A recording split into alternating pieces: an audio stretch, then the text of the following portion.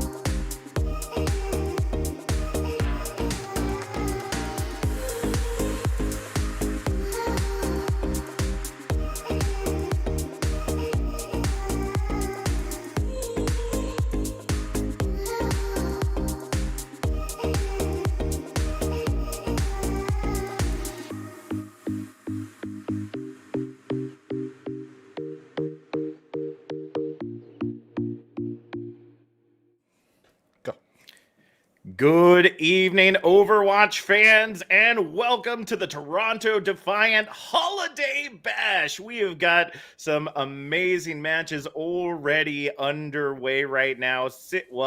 As of last count, 58 teams currently competing for a piece of that $5,000 Canadian dollar prize. I'm Captain Jack. I'm going to be one of your casters for this evening, joined by the amazing Will English the fourth. Will be casting and producing alongside me, as well as our amazing team also running production and this event. Will, I gotta say, we've been working tirelessly, especially over the last 24 to 48 hours to get this on the ground, and just to see my name anywhere associated with Toronto Defiant has just been incredible.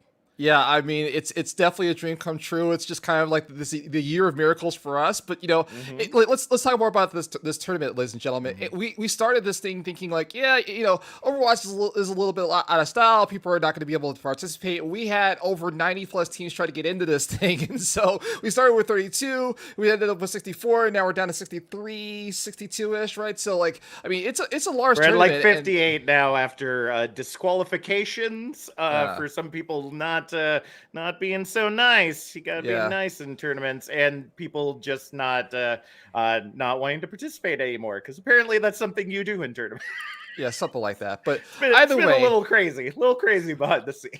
But either way, we're still here for you. And on top of that, as you seen earlier, we have the live shot inside of the Toronto. So there's an actual live event going on at OAM right now, or Overactive Media right now, and we have a live camera into the feed as well. And it looks like a good time. There's a lot of stuff going on that side, but we're honored and privileged to kind of put this together on the United States side here and try to help our friends up north. But either way, our first matchup is going to be Collegiate Catboys versus Cat Altmen. Now, I thought that we had a semi-famous Overwatch player on one of these teams, but apparently we missed that, right, Jack? I mean, we do still have some famous players on here. So if we're looking at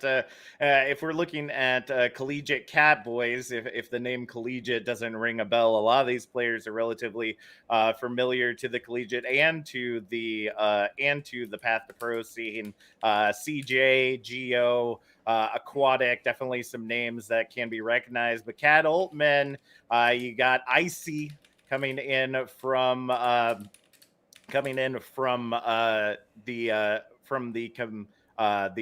contenders area. I'm sorry, I'm so fried right now, so I'm trying not to keep it going. But we've got this. You got this. Zolik, Power through. Avery. So we've still got some well-known names. That's specifically the one I've been looking out for this entire matchup. Kind of been a little giddy schoolgirl wanting to cast one of their matches. We might grab them a little bit later, and their team a little bit later this evening. But for right now, I think that this is going to be a great matchup.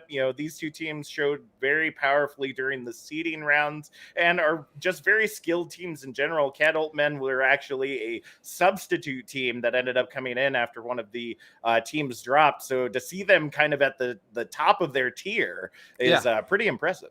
Yeah, absolutely. So what we're referring to is the format of the tournament is very simple. It's basically one big 60. Well, inevitably it was supposed to be a 64 team, double of the elimination bracket.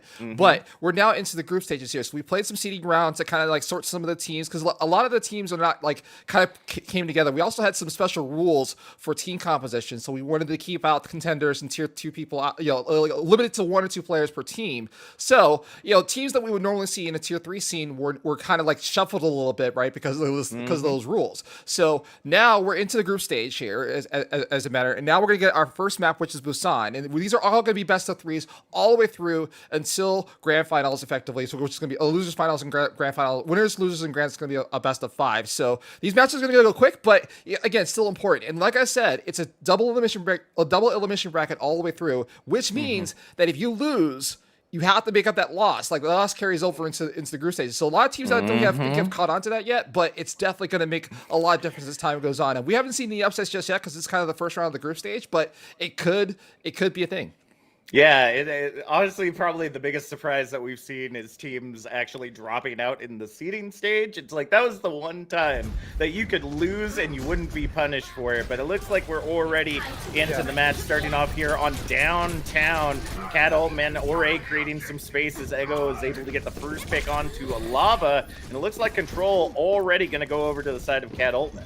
Yeah, sorry about that, ladies and gentlemen. Like, I wasn't like the magic of production. Sometimes you miss a little bit accused, but either way, it's just going to roll on forward here.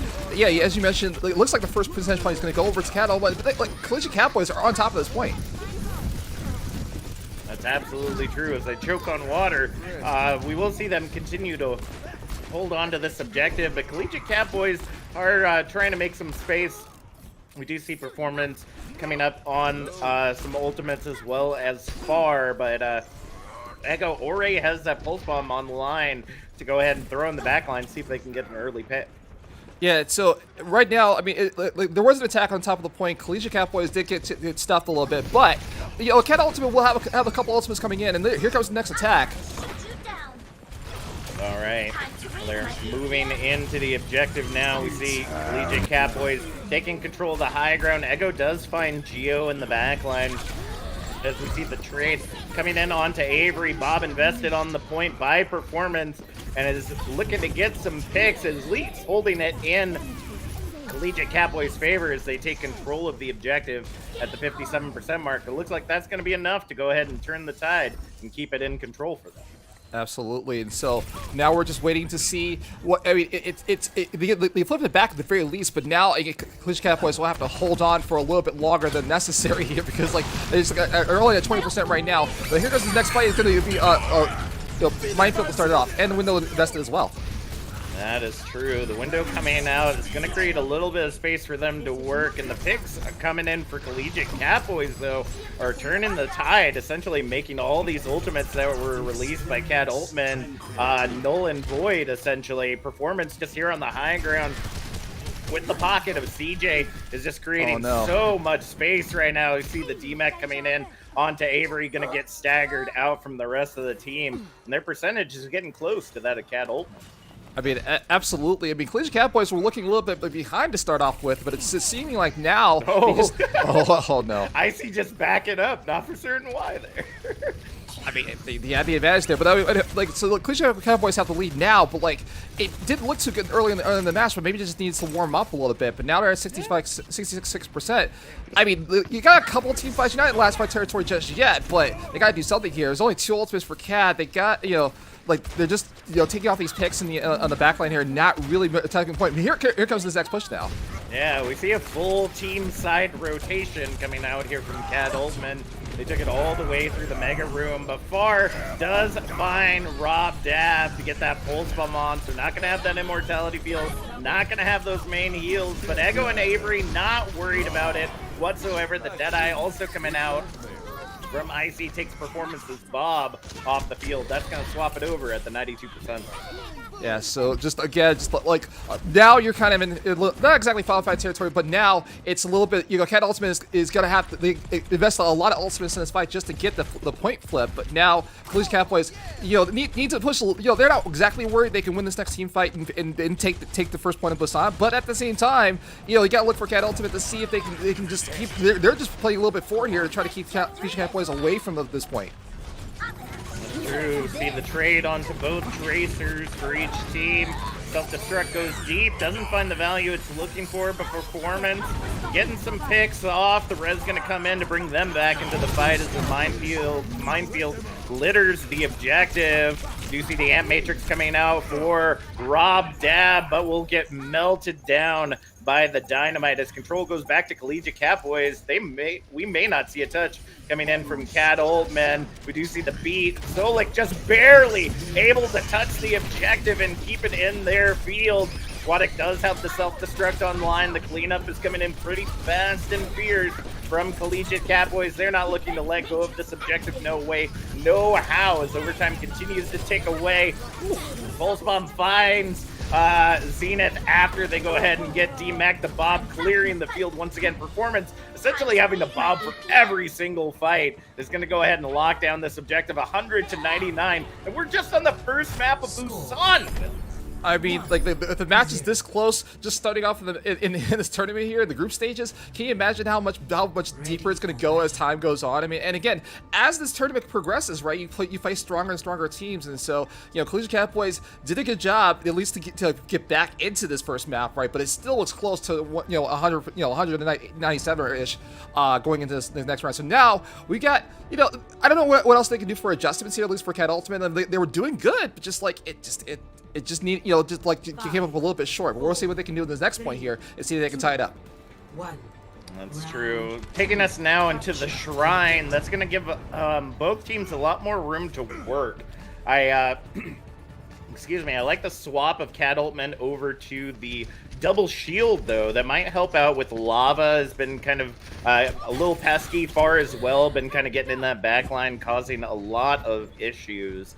But right now, it looks like we're just seeing some basic rotations coming out for either side. Catboys have control of the objective. The Cat Ult men slowly but surely moving their way in. Zolik falling incredibly low on that Baptiste Ori, having to invest the immortality and the dynamite from Performance. Finds him, takes him out of the field. Cat Ultmen, though, have control of the objective. They're trying to hold on the best that they can, but the way that Performance and Far keep rotating is making it so hard for them to keep this objective locked down in their favor. Aquatic is going to go ahead and clean up the remainder, and at 20%, we see control swap over to the Catboys.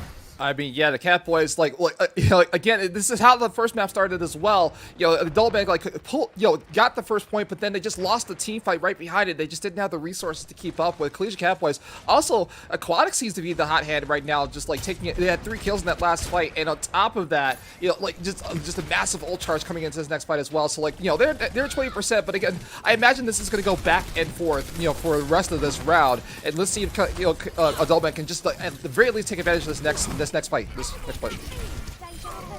All right, we see them moving in. Lava able to get that initial pick onto Ego as they go ahead and create some additional space for them to work. Catboys continue to hold this objective as the ultimates start to abound for their team. And so, a couple ultimates coming in for Catboys. They're still 45%. I mean, Cat Ultimate, we'll probably get the attack visor this next fight, but again, we're also looking at Lava and Geo combining again for another 2 kills, taking out the support and the potential attack visor. So now it looks like the Cat Ultimate is going to have to back up and try again, or they're going to push forward here and see if they can use Avery to kind of push into this point.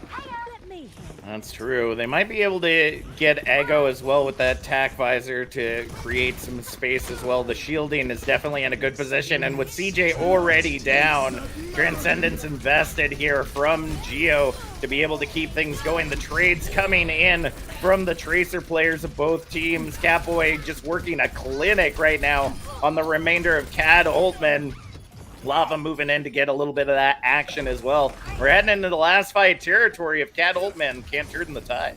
I mean, it effectively is last fight territory. Collegiate Catboys have another team fight win. The Adult Men have no no answers inside. They're gonna play some desperation times to get to this point. They only have the Transcendence and the attack visor potentially get to this now. We're in overtime. Somebody has touched the point, but it's still kind of desperation play for Adult Men right now. And then if just 1 kill goes away, that's the attack visor offline.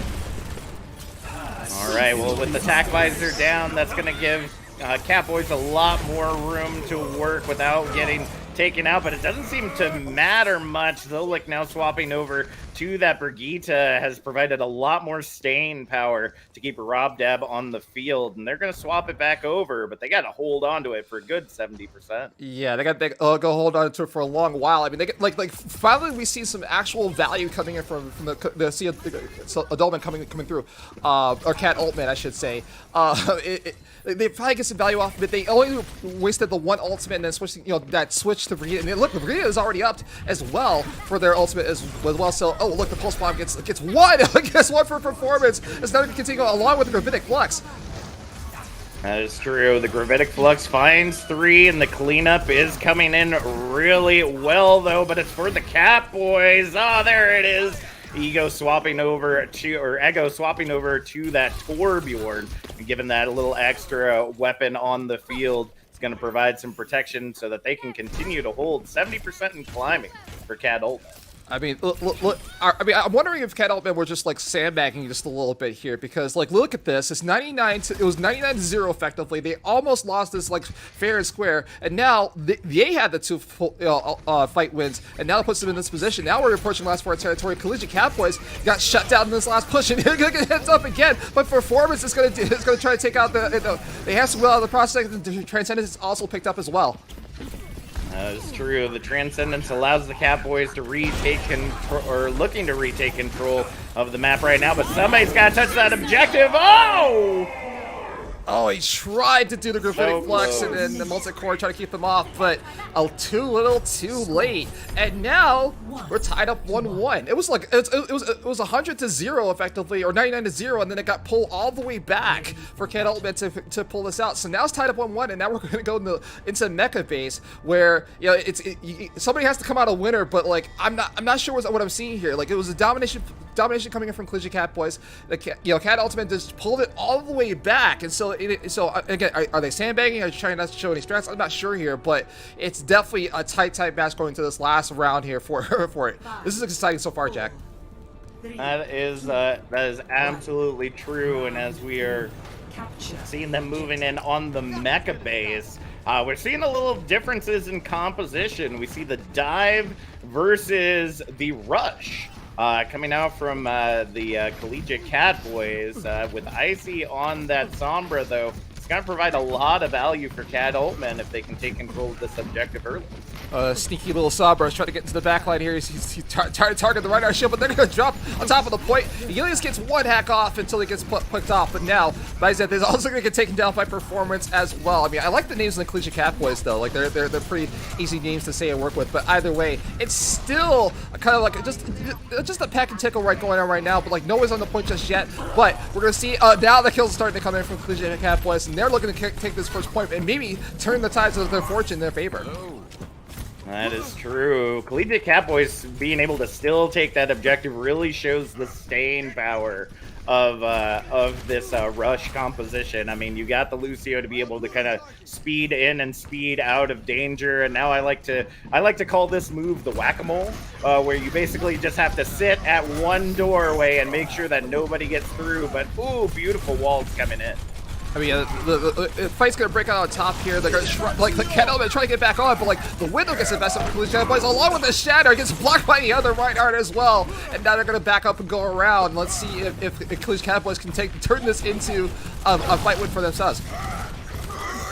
That is true. We see the counter tackle coming and Performance on the Cassidy, able to get some value there. This Cassidy May is just so powerful in this composition, and they're going to just continue to roll it on forward. 50% and climbing right now for the Collegiate Catboys. I mean, Performance is the performance of a lifetime here. He's pushing Cat all the way back. Now, I don't feel comfortable right now, Jack, because this is exactly what happened last time, where the Collegiate Catboys had a close to 99%, and then Cat Ultimate just needed a couple more Ultra key picks to turn this around. It looks like they're going to make another push. That is true. We do see the Blizzard already online, ready and raring to go. And Matrix really not finding the value it's looking for.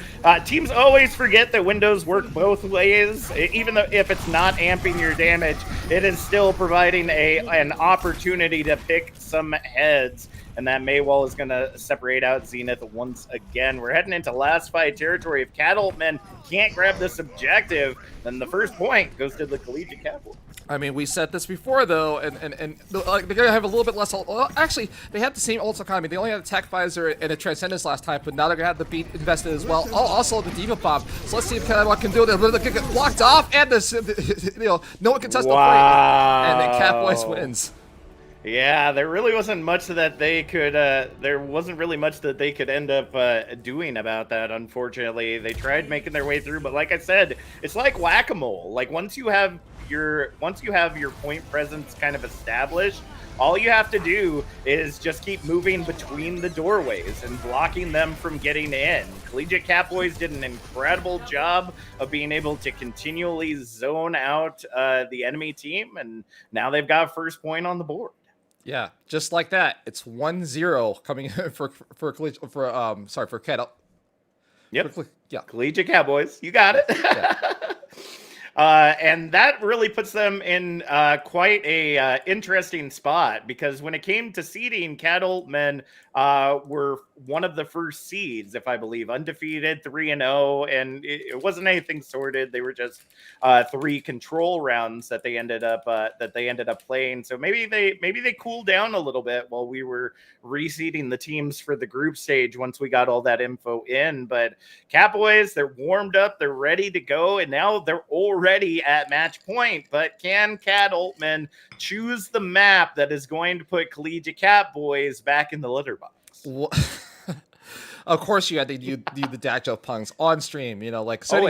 Always. I bring my best to the Toronto Defiant Holiday Bash. That includes dad jokes. Yes. So the next map is going to be King's Row, from what I understand. And so again, Scrim's Row. Of course it like you know, given an opportunity to choose, right? They always choose King's Row, as it were. So. Yep, you're absolutely right. And that means we might get to see a little bit more of the Rush v. Rush. I mean, we have been seeing kind of in the collegiate and the Path to Pro levels, kind of this migration over to the Ball Diva dive, which I found really interesting. We could see a little bit of the Orisa Diva as well. You know, Diva being able to just eat up a little bit more damage than the double shield of the Sigma, and just be a little bit more mobile to help out those flanking heroes on the DPS and support. So it's going to be interesting to see how this all ends up working out for these teams in the end. It looks like Collegiate Catboys, though, they're not going to take any chances. If it ain't broke, don't fix it. They're going to come in with the traditional rush. Absolutely. And so, you know, again, Collegiate Catboys are up 1-0. They just need this one map of King's Row to finish this out. But also, you know, like in these best of threes, you know, like my thought process has always been this is the map. This is the map where people try to, like, you know, change the narrative, as it were. And so you're showing Rush Knight right now, but Cat Altman, like I think they might have something more tricks up their sleeve, as it were, to see if they can pull this out to map 3. But, you know, again, Collegiate Catboys could just finish this out, and then we won't be talking about it. We'll go on to our next map. But here we go. It's going to be Cat Altman on attack, and their tournament, well, not the tournament life on the line, but the upper bracket still remains. That is true, and I mean, maybe we didn't get to really see the mirrored rush, so maybe Cat Altman, you know, they were just holding on to it unless they absolutely needed it. We do see everybody speeding past the May wall of far, so not going to have that block in place. Immortality Field Ore invested by Rob Dab, and performance right now is just clicking head after head. The trades come in on both Reinhardt players as Cat Altman are continuing to try to push their way into this objective. The stun comes in, and CJ gets the cleanup there at the end. But Cat Altman are going to continue to hold on to this objective for right now. Ori getting those first 2 ticks, might get third. And Collegiate Catboys, actually, they're going to try to contest this. Ant Matrix now invested by Rob Depp to try to keep everything going. The stagger coming out from CJ. Lava and Zenith already down, but somebody's got to be on that objective to hold. The blizzard comes out, creating a beautiful little snow globe for everybody to enjoy here on the objective. But it looks like Ego has one of their very own. They're not going to need to use it, though. Cleanup comes in quick. 5 minutes, 20 seconds on the clock now as we see Cat Altman take to the streets. I mean, it was definitely the right call to recontest that at the last second, but it didn't yield the results for Collegiate Catboys, and all the ultimates are invested. So now it looks like Cat Altman might be able to push this objective like probably close to point alpha before Collegiate Catboys can regroup and get back to this point here. So Cat Altman are going to take advantage of this and get a lot of distance on this cart. But now we're looking to see the Collegiate Catboys with the Casty, you know, with that for the Casty, and maybe the Shadow to come out as well. We'll see if they can get this going. Oh, the wall's going to come in, and they're going to take down the right heart with the counter wall. Wow, so just enough time, but Icy still pulls out the Deadeye right between it. Yeah, just such a close hold right there. The Maywall actually ended up erasing lava instead of protecting them. So just an unfortunate circumstance, if ever there was one. But Collegiate Catboys, they're going to have a chance to defend. Lava's back in the fight, and let's see if they can cut it off right here. Another Deadeye is going to come out for performance, but he's looking like he's not going to get anything. He hasn't fired it yet. He's got nothing off of it. It whiffs, but it still pushes the Cat Altman back to the spot. But the Shadow goes right in front. Is absolutely beautiful work being done right now. Self-destruct invested from Avery. Gonna get nothing but shield, but the immortality field keeping everyone on Cat Ultmen alive for now. But the picks, they're now coming in as the immortality fades away. We see Ego trying to zone out with that Mei wall, but gonna be unsuccessful. The speed coming out from Geo is just always well-timed, but the team is able to get around it in a moment's notice. Collegiate Catboys finally take control of the objective with the timer now at 3:30 on the clock. They finally get a team fight win. It costed them a little bit of ultimate economy, but not by much. And so now Cat Ultmen are going to have to wisely regroup. They made a lot of they get a little bit past half, like almost 75% to the point alpha here. But again, look, this has gone back and forth all matches. Just like one major, one key pick, one major team fight win, and then we're just resetting the entire tournament. But let's see what the Cat Ultmen are going to go to the high ground now to try to rotate around, see if they can take advantage of Collegiate Catboys sleeping, as it were. Well, this is the common strategy. Usually the payload is a little closer to objective Bravo, but they're essentially trying to flip the sides and get a little bit more space to their advantage. But what are they doing? Just it's a little bit of ring around the rosy. I feel like you need to get some yakety sacks going here, Will. The Ant Matrix is coming out now from CJ and Rob. Dab self-destruct gets sent high. Aquatic able to create some space, but not going to be able to get any picks other than on that immortality field.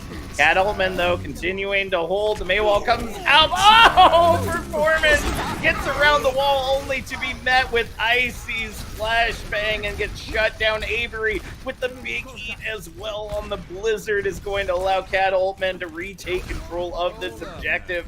But more picks have got to come in. The contest can still happen if they're not careful. Now the Ant Matrix utilized by CJ to push them back in. Once again, they just had an Ant Matrix not that long ago. B gets traded by the Shatter. Self-destruct coming in. The remake kill finds CJ. And that is going to be all she wrote. The cleanup is just going to be a little bit remaining there on the side of the Catboys. The Cat Ultmen are finally going to be able to push this in, but the time bank has incredibly dwindled. Very good news for the Catboys. Absolutely, and so they did the job. They stalled it long enough to make a difference here, but now with 2 minutes and 55 seconds left on the clock, now Cat Ultmen have a little bit of an imperative to try to see if they can at least finish King's Row, but Collegiate Catboys can make the whole of a lifetime here and just keep around both of these chokes and maybe just run out the clock and then just stop them just short of finishing. That is true. 2:35 now on the clock as they make their way into objective. Charlie and Matrix popped out from a Rob Dab, but the stun comes in. Space being created right now by the rush. Geo investing the beat early, but only gets met with the Blizzard of Ego. They will get taken down by CJ, but it's just too little, too late. Cat Ultmen are making their way furiously into objective Charlie with only one fight remaining. Yeah, absolutely, and I get the Cassies are not getting a lot of value, but the main Blizzards are, and the walls are just the heads of play is coming into place. But Cat Ultmen are just trying to push towards the end here. They needed one more pick, but now they're just going to back up. Are they going to back up, or are they going to recontest? That is true. Catboys able to retake control of the objective, really working out well in their favor, and they have so many ultimates online. Cat Ultmen had to use everything that they had just to be able to push into the objective, but now we see Ego swapping over to the Symmetra. Okay, well, they're still with Cat Ultmen on the high ground here. They're just still trying to get to the top. What's up? The Shadow comes through. My. Oh no, it's not Shadow, but the Blizzard is going to come out as well. It gets on top. The performance is going to clean up Cat Ultmen, just like that. The Demon Bomb gets 2 as well.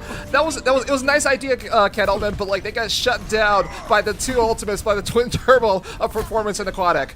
I mean, you say they got shut down, but honestly, they got everything that they needed out of the Catboys. They literally wore down every single ultimate that they had in the pocket. Lava does have the Shatter online now, but Avery does have a self-destruct to trade with that. I mean, it's a little bit desperation at this point. Now, Cat Ultmen needs to find an answer here pretty quickly. Otherwise, the card's going to stop just short, and then he gives a win condition on the board for the other team. Ooh, we do see performance was trying to be sneaky Cassidy, the self-destruct, finds Geo, and with 30 seconds on the clock, this may be the opening that they need. They gotta get these picks quickly, otherwise it's just gonna be a fest from the spawn. The Shatter lays out far and sends him back to spawn. The cleanup is fierce with the Amp Matrix out, and with 21 seconds remaining on the board, Cat Altman live to fight another day as we head into round 2.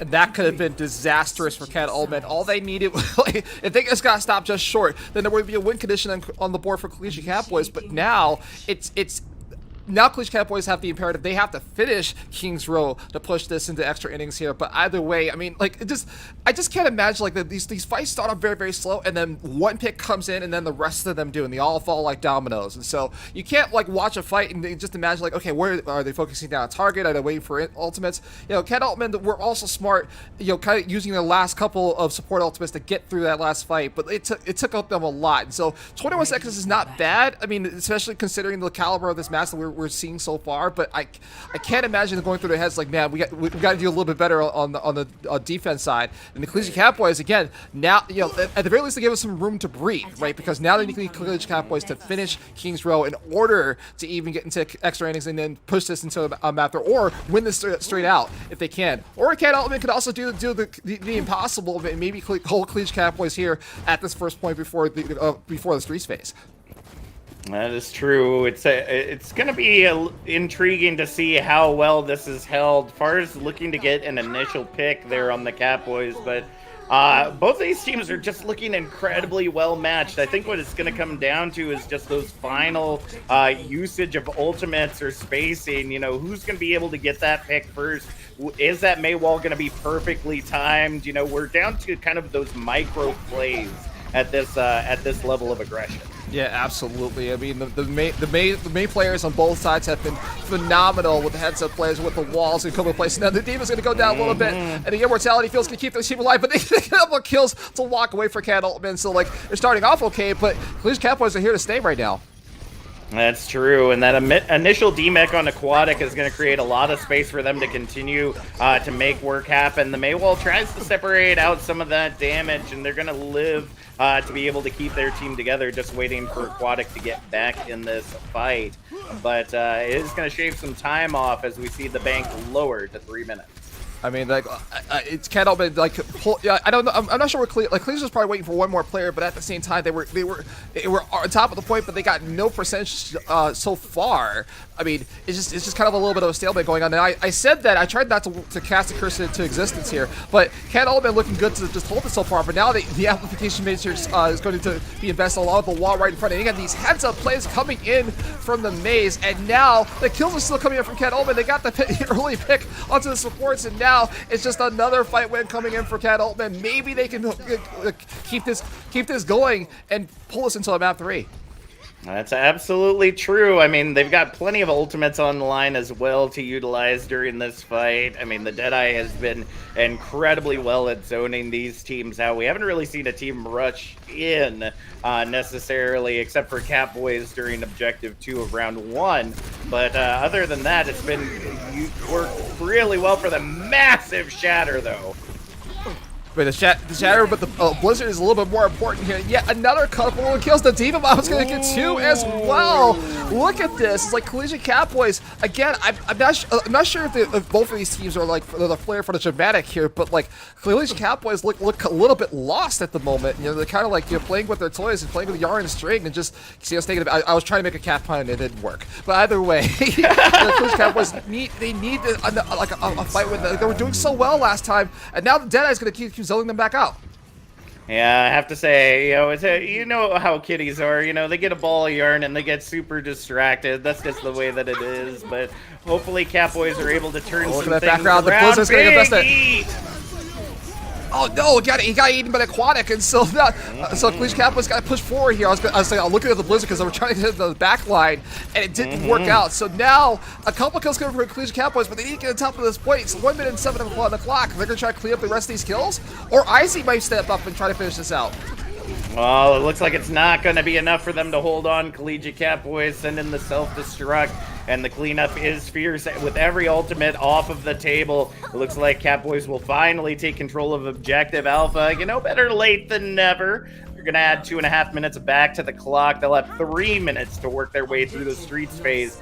Cat Altmen keep holding them like this, though. They might not make it to Objective, Charlie. I don't think so. I mean, like, the split spots, they were going to come in for Cat Altman, so they're going to have to regroup as well. But, I mean, Collegiate Catboys were on the back foot for most of that early part. And now we're going to get into the street space.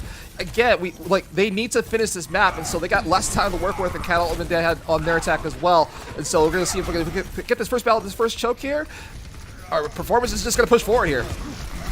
Yeah, I mean, we've been seeing aggression after aggression coming out from the Catboys, but the Deadeye is going to take down the mech of Aquatic and create the space that they need to retake control of this choke. I didn't think Cat Altmen were going to have the ability to do so with the staggers that came out, but man, they're not even wasting any time. They're going to chase them all the way to spawn if they have to be able to get these additional picks. And oh wow. No, Lava so close but so far away. You hate to see it. Sent back to spawn the heart. You hate to see it, but Cat Altman were playing touch the spawn doors, and they got blocked by the ice wall here. So now, I mean, they're just gonna stay up for here. But by the way, I want to say Ego on the May has the right skin on for May in this holiday bash. You know, the snowmen are coming up whenever she does the heal part. But either way, oh no. So Collegiate Catboys gonna go on. Well, let's see if they can hold it together. The Blizzard does come out from Ego, is able to get some space, but the Shatter comes down from Zenith Deadeye, able to get in the trade there for performance, and now the Blizzard comes in for the Catboys again. A huge investment of ultimates, but hey, Team Kill is on the board and creating a lot of space for this street phase. I mean, again, it's the same thing that happened last time. It's just like it's like almost like they're reading our minds on the flare for the dramatic, because now Collegiate Catboys, they invested a lot just to win that one team fight, but now they got to string up a couple more. Now they get to this first objective. They got a minute to go here. Cat Altman will have the ult advantage to get into this next fight to see if they can hold him off. We're gonna start off with the Deadeye, but the wall goes up right in front. He's gonna walk right for it. Can he get it? Oh no, he runs out of time. Yeah, everybody's able to make their way to safety, but like you said, Christmas lights abounding when it comes to the ultimate feed. We see the Ant Matrix invested by Rob Beat, traded there by Geo as they go ahead and push into the Ant Matrix. Not scared of the damage that's coming through, because that sweet sultry sounds of the Lucio players holding everyone together. Performance finds the double, and as the picks continue to come in onto Cat Altman, Collegiate Catboys will lock down Objective Bravo, adding another minute and a half to the clock, but man, they're going to be by the skin of their teeth getting to Objective Charlie. All right, no, I don't think they can have a better time bank at all than Cat Altman, even if they finish. But just it was like Collegiate Catboys wisely held on to a couple of their ultimates in that fight, not wasting time. They just actually looking to performance, kind of stepping up and getting hot a little bit. And he'll have the Deadeye for this next fight as well. But Cat Altman are going to be a little bit in the back foot now. If they can get some picks off of this next fight, maybe it'll work. But the Deadeye is going to tell them different ideas. That is absolutely true, as we go ahead and see the Deadeye working its way around right now. Catboys pushing through Ant Matrix. Ooh, self-destruct through the Ant Matrix. I don't know if that gets amplified, but it is definitely a huge explosion on the objective. Catboys are so close to that golden box of victory, but with them being under a minute and the ultimate's in favor, massive shatter comes out. The Blizzard comes in, finds two Ant Matrix to try to trade. Blizzard to try to trade. Icy finds Geo with the Deadeye. It is just a kitchen sink worth of ultimates being invested by either team right now. They're just leaving it all on the table with only 35 seconds remaining on the clock. Catboys are going to have to try to find a way to turn this tide in their favor, and hopefully this Deadeye is the ticket. I mean, Cat Altman just kind of like lured the Cats into a pit of despair at the moment. Like the Ultimates did trade out for sure, but Collegiate Catboys, they won that fight effectively, but now they got 15 seconds left on the clock and they need to get back to the cart. Let's go. All right, Ant Matrix invested, trying to push their way into the cart. It looks like we will see Lava touch the point. Maywall now coming out from Ego, trying to find Ego, but just barely misses it. Self-destruct goes high for Avery right onto the cart. Finds nothing but a beat invested from Geo. They have been absolutely furious. Aquatic trying to keep the objective in their favor. Maywall's on either side, blocking out the Collegiate Catboys. As we see the invested, finds nothing but shield. They're not going to be able to hold on, but the spawn advantage is in Cat Ultmen's favor. The picks just have to be coming in for Collegiate Catboys. Lava gets stunned out. Performance melted down, but the trade comes in onto Zenith. Ant Matrix now invested by CJ to try to keep this fight going in their favor. The Blizzard now invested. Far able to get it online just in time. 0.23 meters on the objective, and just barely they're able to get it in overtime. Thankfully, Cat Ultmen were under a minute, or we'd be seeing an entirely different story. But we're heading to round 3 to see if Collegiate Catboys hopefully can take objective alpha a little bit quicker. Oh my goodness. I mean, that was desperation upon desperation upon desperation plays right there. I mean, every time you thought the Collegiate Catboys were going to lose that fight and then lose that round, and then Cat Ultmen would move to map 3, they somehow pulled it out. And then you mentioned performance, like is having a performance. He's getting better as time goes on, not worse. And so now we're going into extra innings, and so a minute has been added to both time banks here. But Collegiate Catboys are going to have to go first since they were in overtime. And you know, I'm just more expecting, like, if they can capture this first point, they'll give us some breathing room. But if they don't, Cat Ultmen are gonna have to shut them down once again and they'll have one tick on the other side. But so we're gonna get another set of attack and defense rounds. But Collegiate Catboys, I mean, I don't know, like who do you depend on in this composition? Like, and as far as showing the Widow, why? You only have 1 minute on the clock. Why are you gonna show Widow now? I mean, that might just be a meme to start things off. Of course, they always like to debate us on the attack. But I'm actually kind of surprised that we're not seeing maybe something a little bit more damage dealing. I mean, I'm never of the opinion that you shouldn't pull out the Bastion if things are in desperation mode.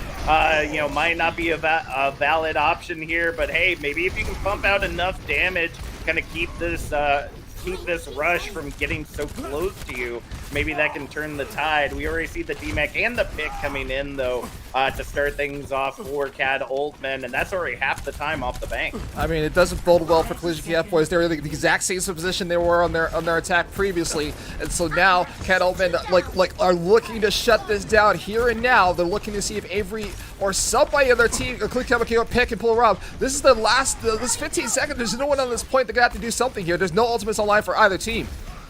Yeah, they're going to have to create some space and make it work. The only one close to an ultimate right now is Rob Dab. CJ a little bit further behind. The Ant Matrix comes out from Cat Ultmen. Is there somebody on the point? Somebody's got to get on that point. Somebody's got to keep overtime ticking away and get that first tick, but they couldn't do it. They weren't able to get that 33% to be able to get that first tick on the board. Cat Ultmen just clear them off the objective. Oh, wait! The tide is flipping. Performance. Oh, no! Coming back into the fight. Are able to take down Rob. They're gonna let him have it. Zenith.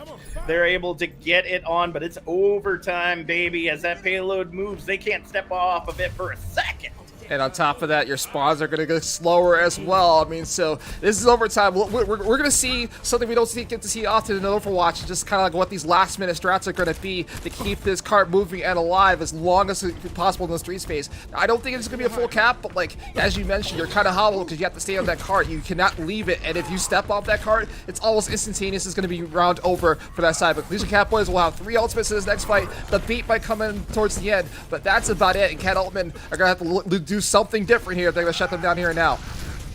That's true. The ultimates are getting ready to abound. Blizzard coming in. A nice Venn diagram of Winter Wonderlands here on the objective, but the Catboys are edging out just barely right now. The trade's still coming in. The Shatter comes out, allowing Performance to take Zolik off the field. They're not going to have the speed to be able to continue to contest on this point, and it looks like Cat Ultmen going to have to go back to spawn and try again. Collegiate Cowboys get the first team fight win. So now something just as rare about overtime strats on Kings Row moving this cart. But now we're talking about potentially getting point alpha and Cat Ultimate just letting them have it, so that way they can just shut them down later on into the choke. But still, I mean, Collegiate Cowboys showing this last second brilliance. I think they just like to play from behind. I just think that, like, they want to just the flair for the dramatic, just extend this as far as they possibly can. And now this next fight's gonna come in. The Cat Ultimate have nothing in the bank other than the amplification matrix, but they might invest. But Collegiate Cowboys gonna zone them off, and they get point alpha. Can they get the full cap? Yeah, with Bravo down, now they just got to take it all the way, and they've still got ultimates abounding. Oh no! Aquatics bomb ends up getting blocked by the door of the payload, coming up just in time, but the beat of Geo saves the day, tries to keep Lava alive, but just gets melted down, and everybody else gets pushed off the objective. At least they get objective Bravo in the pocket. What a way to lock things down. Remember, Cat Ultman had a difficult time taking objective alpha as well, not nearly as much, but Catboys might be able to hold on just enough to keep them from getting to that same point.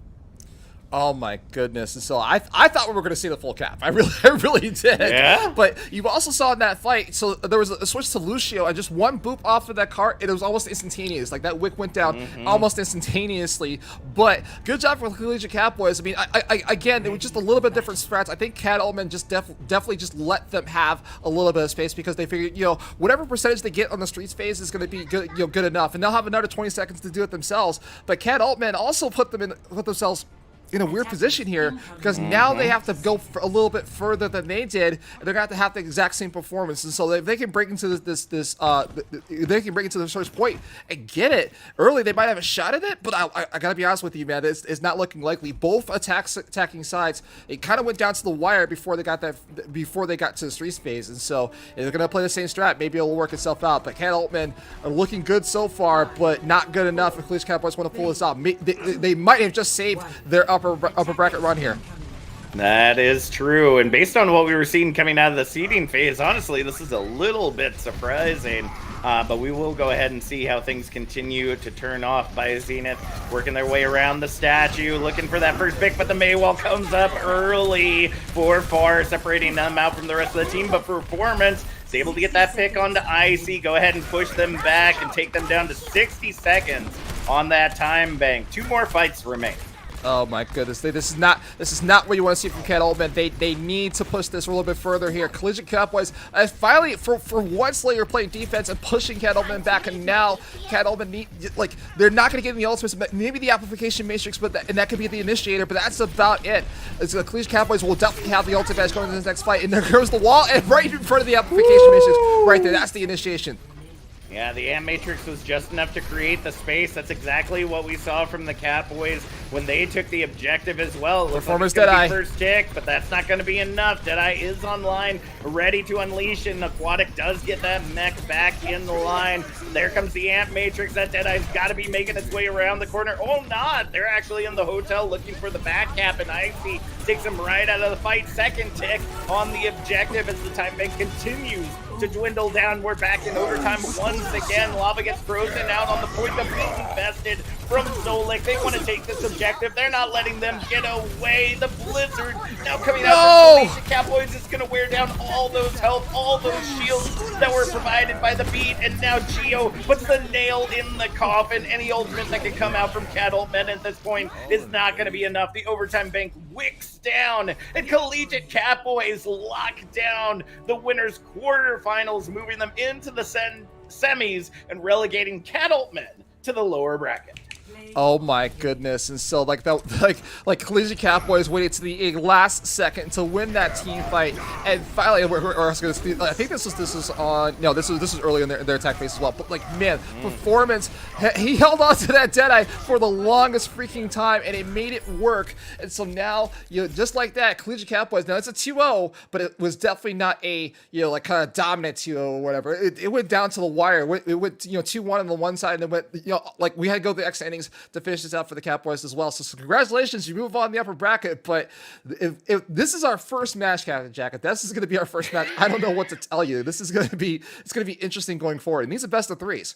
Yeah, it's really kind of blowing my mind right now, to be completely honest. I mean, I've seen some teams in the Discord being like, "We want to move on to the next round. We want to move on." Well, you can't move on because there's some matches that are going to be like this, where they're going to take it. They're either going to take it all the way, or they're just going to, like, each map is just going to be like a 30-minute long slugfest. Like, that's why we set it up the way that we did. So we're going to go ahead and send it to a quick break, see if we can poke into one of the other groups that are participating right now, so that we can try to give as much love to the players, the teams that are participating, as we can. We'll be back with more of the Toronto Defiant Holiday Bash in just a few moments.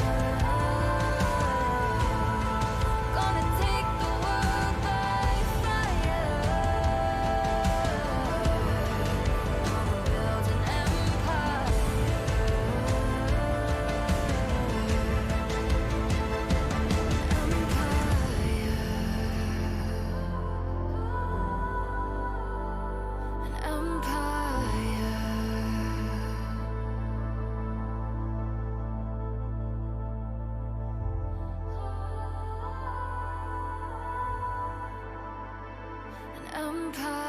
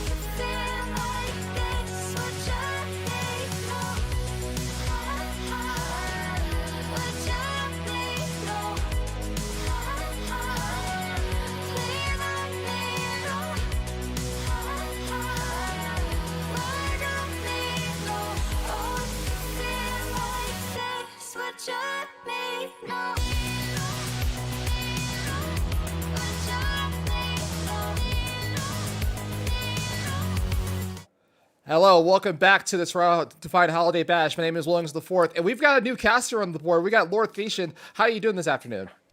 I'm doing really good, Will. I'm just ready to watch some good Overwatch. I've been looking forward to this event, and I think we've got some serious talent competing today. All right, so we're a little bit behind here, ladies and gentlemen, because like the next batch that we're having on your stream is it's CPA, but it's Controversial Players Academy versus UCLA, which has a little bit of a cheeky tone to it, as it were. But either way, they already started up map 1, and it was kind of a clean sweep on Busan, and so now they're going to go into Numbani as the next map here. So we're going to see what if UCLA can push it back. But then we also I'm sorry, I want to say that, but we know what it is. If you guys can guess, it's just a different pronunciation of the team that they play for. I do hate a little bit to miss out on Busan. I know that generally it's popular to disparage that map. Also equally popular to disparage Numbani. I'm pretty excited. UCLA, as cheeky as they are, they're looking to bring it back. This is where they have to turn things around and stay competitive for that upper bracket. And well, I think that I think as well, Numbani right now, it's in a state of flux where you can run a lot of different things. So I'm very excited compared to the previous years we got to watch. I think that we're going to see a little bit more variety in the heroes, the compositions that we're going to watch. Yeah, and we're also hoping to see. And again, I know a little bit about this Controversial Players Academy squad. I mean, like they say the name and it's like I said, a little bit tongue in cheek, but these guys have they basically were winning a lot of the tournaments earlier in the year, and then they decided to come together for this tournament or whatever. So it's like they're not exactly retired players, but they definitely came out of mothballs to try to win this tournament, and they're doing well so far. I mean, again, it was a 1-0 scoreline to start off with, but man, I mean, and I think there's also some former Path to Pro, like tier 3 contenders level players on their team as well. Well, they only have one at the very least, and so I think they already had their one slot filled, and I'm not sure who that player is, but there are a lot of others that are on this team that are really, really good. Those high-level players, it's insane. Just the exponential skill difference between like myself and them. So there's a lot to look forward to in this series. Hey, nothing like the Toronto Defiant Holiday Bash to bring people together and just compete in some really healthy Overwatch. I think that the games today have been fun so far, and I think that there's even more to come. I mean, with the one match that we've seen, I mean, the competition is tight. Most of the time in these early rounds, even though again the last match was a 2-0, it went to distance the entire time. It was definitely like went down to map 3 on Busan, and then on King's Row we had to go to extra innings to finish that out. But and one team fight made the difference in both of those tournaments. And so I mean, congratulations once again for collegiate cats for making it through. But either way, I mean, yeah, it's still nice to see kind of like this large format tournament getting put together. And I'm just amazed at the number of teams that we have in this bracket to begin with. I mean, hey, it's effectively the largest bracket we've ever run as a group. And like I said, you're coming in for the first time, and you get to get right in the middle of the action here, because this is in round 2 now. Yeah.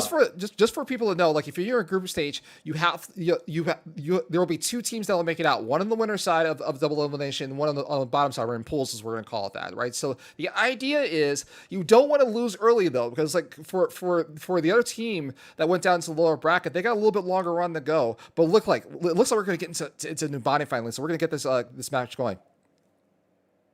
I think that there's a lot to look forward to as we head into Numbani. We already began to highlight some of those high level players, just how different that level of Overwatch looks, as well as you mentioned, Will, that it kind of comes down to like one team fight, right? And that's insane. The margin of error that exists in these higher level lobbies to either win or lose, to drop a map or drop a whole series. So as we see the teams already formatting themselves, you're going to have this defensive dive composition coming out from Controversial Players Academy, CPA for short there. I like Noctis on the Brigitte. She's very, very powerful right now, and is also going to be really reliable healing for Ace of Spades and Crawl as they anchor to the Brig and then go on those hard engagements, hopefully backed up here by Zerocious. On the side of UCLA, they're running something very similar, and so it's just going to come to a head as far as the space that each team manages, and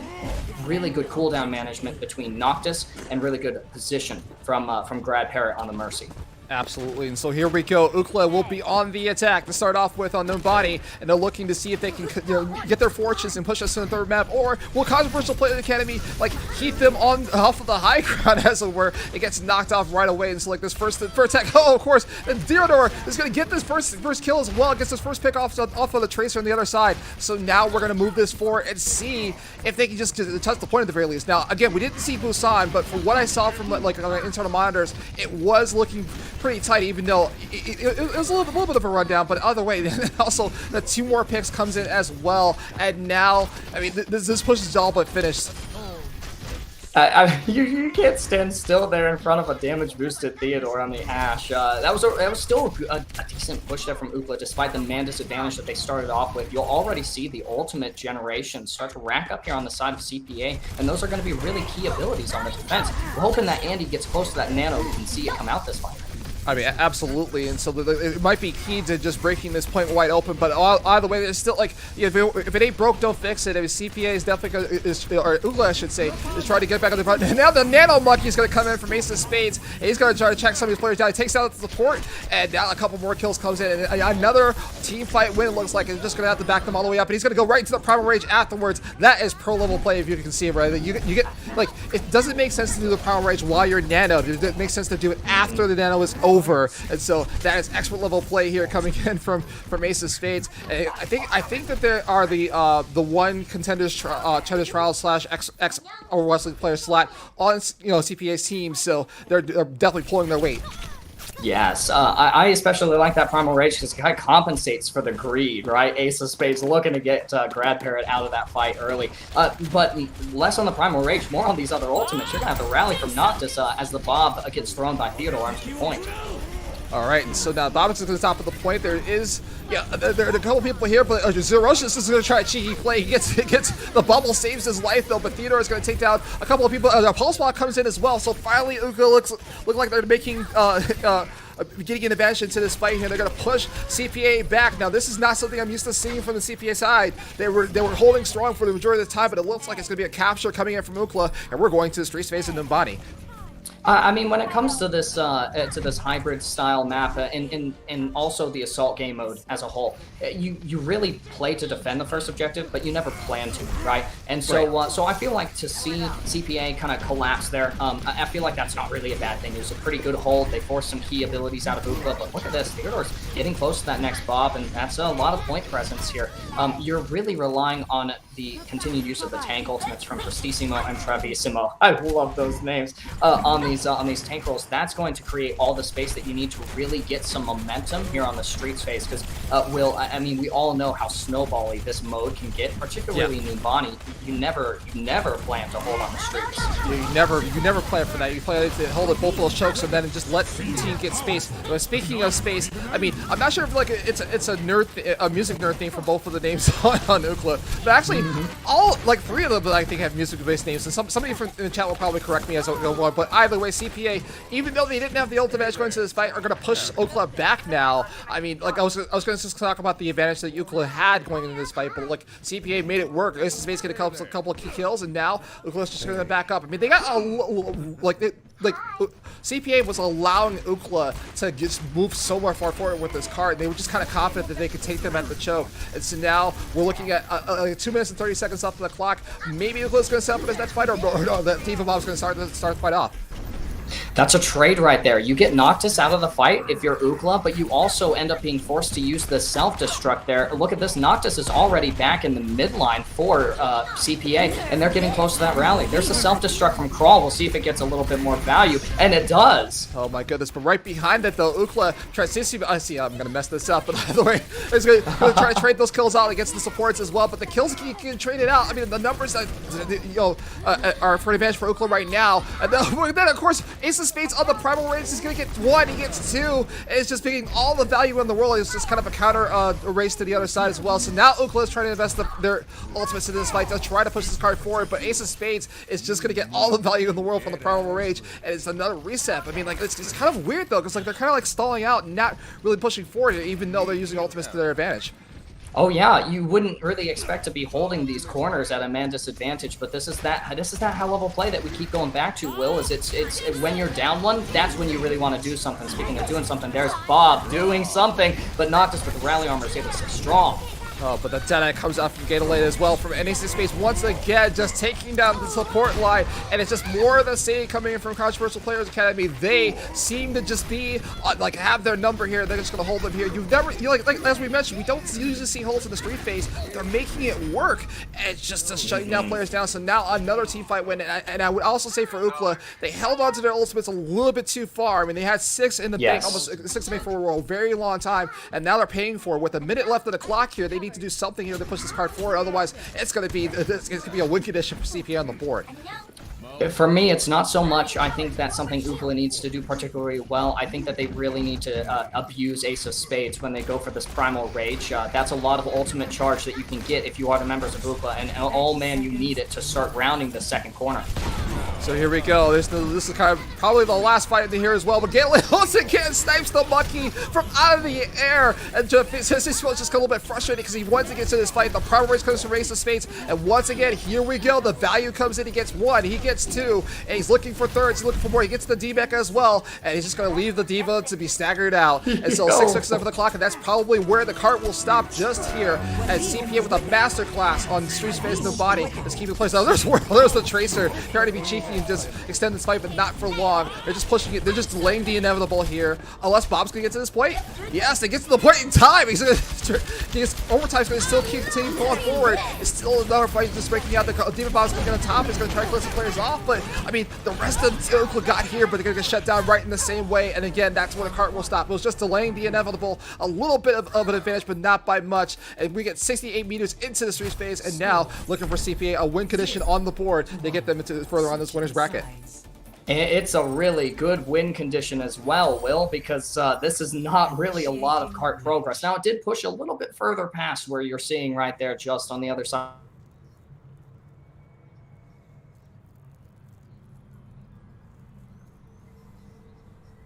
It's difficult to make it work the way that CPA did. For me, I'm pretty excited to see what Ookla's defense is going to look like, the kinds of tools that they utilize to really call this defense a success. I think that it has to start, though. I think that it all has to start with thwarting Ace of Spades on the Winston. I mean, this guy learned his tech from Guzhling or Jester, or I don't know, name any good Winston player, and I feel like Ace of Spades emulates that. Yeah, it's just like we're seeing something we don't get to see that often. It's just a master class on the Winston. And every single time that Ace of Spades got that Primal Rage, he was shutting players down left and right. And so we're going to see what CPA can do in their attack. And I don't want to say it's going to be more of the same, but definitely, like Ookla did put up a good fight for CPA. It wasn't like a steamroll. So maybe they just need, again, as you mentioned, kind of focus down at Ace of Spades. It's like that's kind of like your value player of the tournament right now. But here we go. CPA's on the attack, and they have a win condition on the board. They just need to push the cart a little bit further than Ookla did on their attack, and they will win this outright and continue on to the winner's side. But Ookla wants to stop them here and now and push this into a map 3, if at all possible. But miracles can occur. They can. That's what Ookla is hoping for. They want to keep the series alive. They want to keep those upper bracket dreams alive. But as the dive commences here from Ace of Spades and Crawl, it will be pushed off the high ground, but the fight is long from over. Oh my goodness! And that's how you start this off. If you take down the soldier from the side of Gatorade for Ookla, and now the CPA just stuck on this high ground here. But like Ookla should just like collapse on top of them. They're at the advantage at the moment, and dueling bubbles and dueling Winstons, and just still in the high ground and still here. So Ookla's gonna push them back just for a minute, or CPA might recontest. You like to see the tickle fight between Ace of Spades and Travissimo. I feel like that's just a really entertaining thing to watch. And it also means that Theodore can continue to play in this safe corner and work closer to that Bob. Look at the ultimate generation here for the defense. If the Nano comes from Ace of Spades, though, it might be looking to thwart that. Yeah, there goes Theodore. I think there's a hidden Alvin and the Chipmunks reference in their team names, but I'm gonna hold on to that for now. But either way, yeah. So the first click is gonna come in for CPA, and the soldier for Gatorade is just trying to take a revenge for that early pick. He's just gonna get 2 more kills. There it goes. And so now it looks like the CPA will capture this first point, but not if the Alvin and the Chipmunks can get. I'm sorry. now that I've seen it, I can't unsee it. If Ookla can get a couple of kills to start up, but now Gatorade is just still stuck with. They were doing good, and now the Primal Rage is gonna come off for should face it. He's towards the end of it, I should say. He just like, but now Ace of Spades also has the Primal Rage online. He hasn't used it yet, but there it goes. Down against Pocket. He's trying to save his life, but he's trying to see if he gets the value off of it. But as we do, CPA is capturing the board, or are they? No one's there yet. So now Ace of Spades is going to get back. It was that bomb from Theodore buying a lot of space, as well as you forced out the primal from Ace of Spades. You put them in a position where they wanted to use that primal maybe a little bit earlier than you would have actually intended. Not a misplay on anyone's part, just a really good defense from Ookla. Yeah, just a good defense, and now Attack Vice is going to get popped as well, but still Gale is still not getting a lot of value up against a monkey in the face for those troubles, but the trades are coming in, and Theodore is now going on fire here. He's going to get 2 more kills and push CPA back. Now, this is not what I expected to see. They've gotten close to capping this a couple times now, but Theodore is just taking the lead and saying, no, not today. Yeah, and Ookla is putting themselves in a pretty luxurious position as well, right? You get 94% of objective progress, but that doesn't mean that you only have 6% you've got to capture. You've got to fight for that whole 3rd tick again. Andy with the Nano Boost is looking to start this fight out, but you have the rally from Bradtart to keep the Ookla alive. I mean, maybe the Cast Curse comes true. They keep shutting down Ace of Spades. He did have the Nano for a minute, but he didn't have the Primal Raise. That's what he was trying to boost up to get to. But now the kills are starting to come in. There's 3. There was the D-Mac and a couple of kills. Now there's the 4th. That's going to take down the D.Va as well. And so this might be actually the capture coming in. But like, it took them a long time to get here. Yes, and so we're going to go in the 3 space. This fight is still continuing, but it's looking for a win for Controversial Players Academy. And now they got to barrel towards that 68-meter mark to the golden box of victory and win this out. It took them a little while to get to this point, Controversial Players Academy, but they also are rewarded for quite a while to attack the second objective. Look at that, 3 minutes in the bank, and you're working with, what is that, 1, 2, 3, nearly 4 ultimates, 2 of them being Ace of Spades and Crawl's ults. So again, going back to the Winston D.Va, that's how you make space, is with these ultimates, with the self-destruct, with the primal. Here's the 1v1 between Zerocious. Oh, unfortunately losing that. Wow, I'm just like, again, players from Ookla like understand what's at stake here. I mean, all they're looking to do is just chip away. They've effectively shut down the Ace of Spades on this side of the map. But as we say that, this cart is like less than 10 meters away from finishing this out. The Power Race is going to come out from Ace of Spades. He's going to try to get some value, push players off. But this cart is right there. And the counter Power Race is going to come out as well, along with the Nano and the Tracer, just to keep them on top of the point. The D.Va is going to get thrown in. It's not going to get anything, but it doesn't matter. The kills are starting to come in. This cart is looking all but over. It's a little bit desperation time coming in, and I just staying there. The high ground gets taken down, and this card's going to finish us out. And Controversial Player Academy will move on to the winner side of the bracket, 2-0. For Ookla in that last fight, you know, Will, there's nothing that makes my heart sink quite as quickly as hearing "I love teen men" from the enemy team as they mount an offensive. Just the rally armor being so strong. But we want to talk about strength. Then Ace of Spades on the Winston, really carving out the path for the team to follow as the main tank, the in-game leader perhaps as well. The Primal Rage tech was all there, but it doesn't mean that that's just Ace of Spades show. Overwatch, while it's still a 6v6, you got to give credit to the support players as well. Yeah, for now. Up until we get to 5v5 in Overwatch 2. But man, so again, congratulations to Controversial Players Academy. And so for those that didn't know in the audience, yeah, Ookla is UCLA. It's UCLA Esports, and that's what the logo says. And so unfortunately, if they had won, we would be able to show them on screen, show the logo on screen. But like, yeah, it was kind of a cheeky way of saying that. And it was kind of a challenge for me as a caster to not call it as I saw it. I needed to say Ookla, keep the meme going.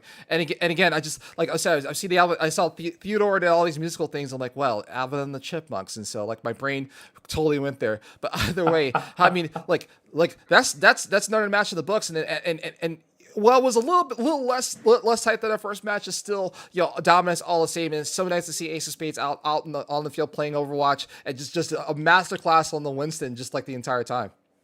I'm very excited. Hopefully that upper bracket run continue. I mean, it's kind of hard to say because I want to see both of these teams continue to compete. I really enjoy it. It's not.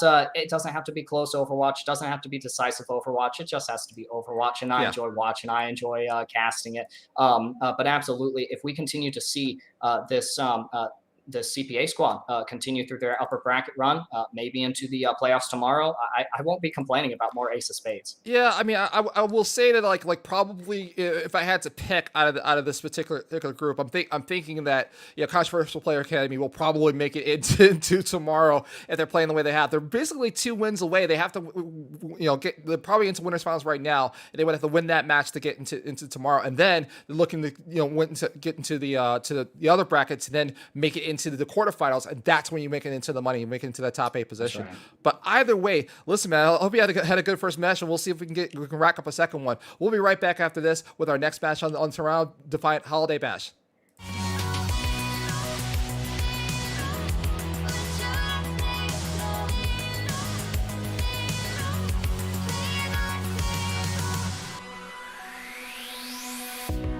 White noise on the telephone, fall asleep to TV shows.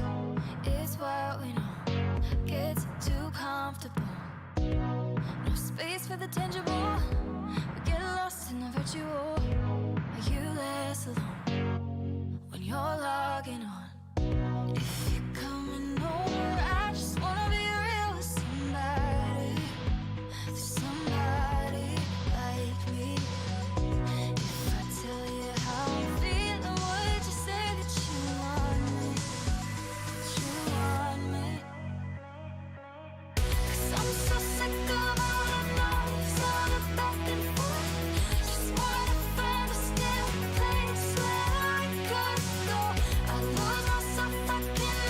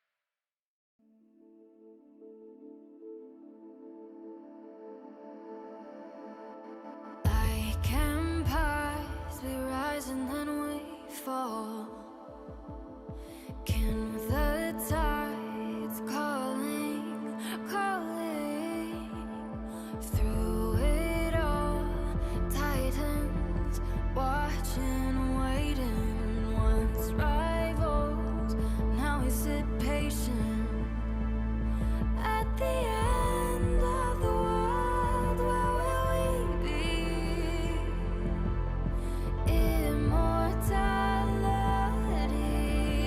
is calling. They'll speak our names forever. Gonna build an empire.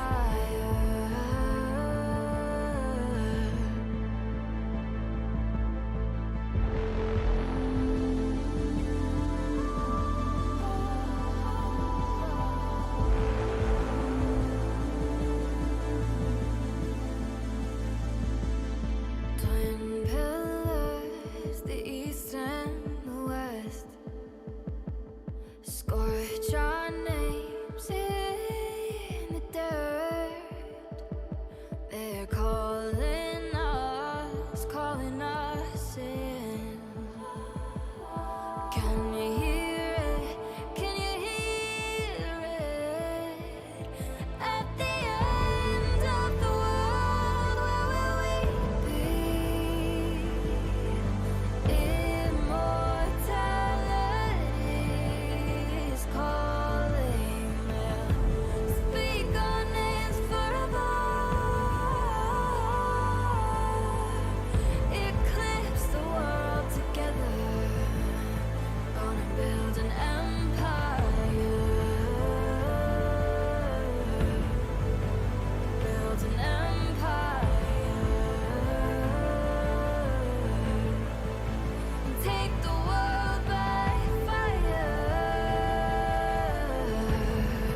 Gonna build an empire.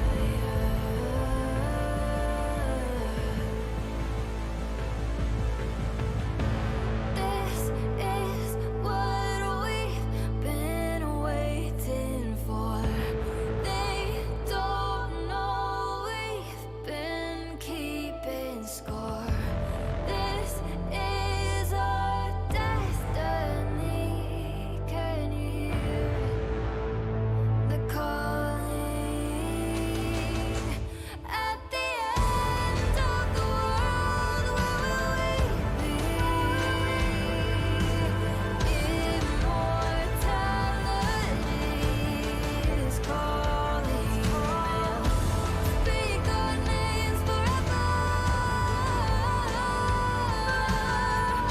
Eclipse the world together.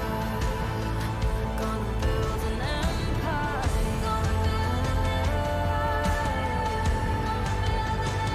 an empire.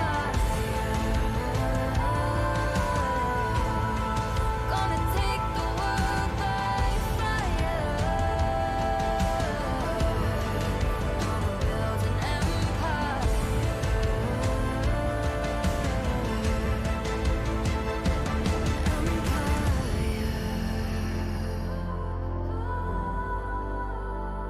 An empire.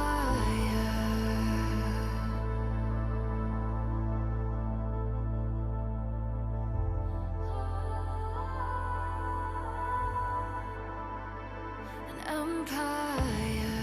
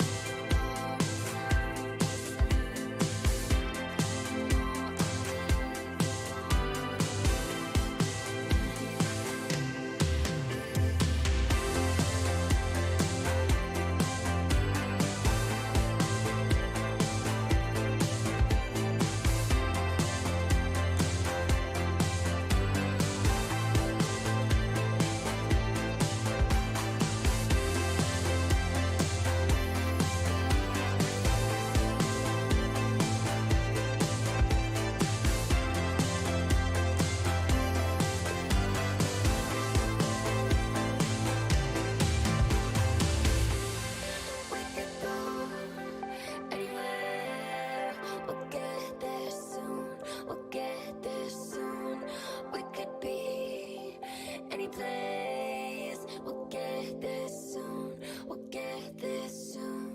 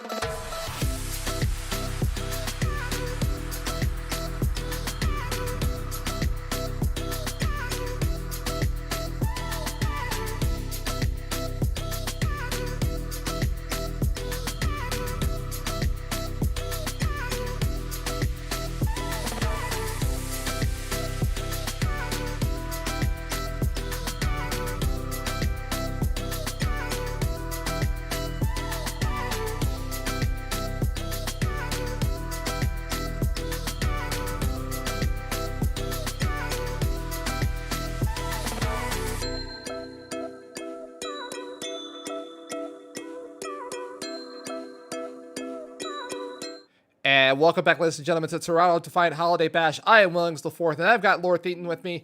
And we've got our next match following on the boards. It's going to be Hyun is looking for team LFT is what I'm going to assume versus Shikigami. Now, Shikigami I'm a little bit familiar with, and I'm glad that they made it into the bracket. But Hyun on the other hand, all I've got is a picture of a guy with like sunglasses on. It didn't make it into the broadcast, so I'm not sure. How are you doing there, Ethan? I'm doing really good after the last game that we got to watch. I'm feeling a little invigorated, almost wanting to play a little bit of Overwatch myself, imagine, and I'm just really eager to see what new looks we're going to see from both these teams, because I think that this is something we can all kind of relate to. It's not so much the heroes that we play or the comps that we play; it's the way that we play them. So even though we may see very similar looks from both of these squads, as we've seen in the latter two series, I think that they're going to show us new light on how to play their style of Overwatch, and that's always so much fun to watch. Right. I mean, we saw Ace of Spades in that last match, including the masterclass in Winston, and now what more surprises will we have in store? Now, for this particular match itself, it is a qualifier into tomorrow. So, like, if either one of these teams is going to win and move on into tomorrow for the playoffs for that top 16 prize and a share of 5,000 Canadian, which I forget what it translates to for United States dollars, but it's a lot of money. It's a lot of deal to play for. And then the losing team will have will have one more match to play, and they'll have to play it out on the loser side as well. And again, the competition is going to get tighter. So as I've seen this match coming up again, I wish luck for Shikigami, because whoever they're going to play against is just going to be just as hungry as the other team to get into the game as well.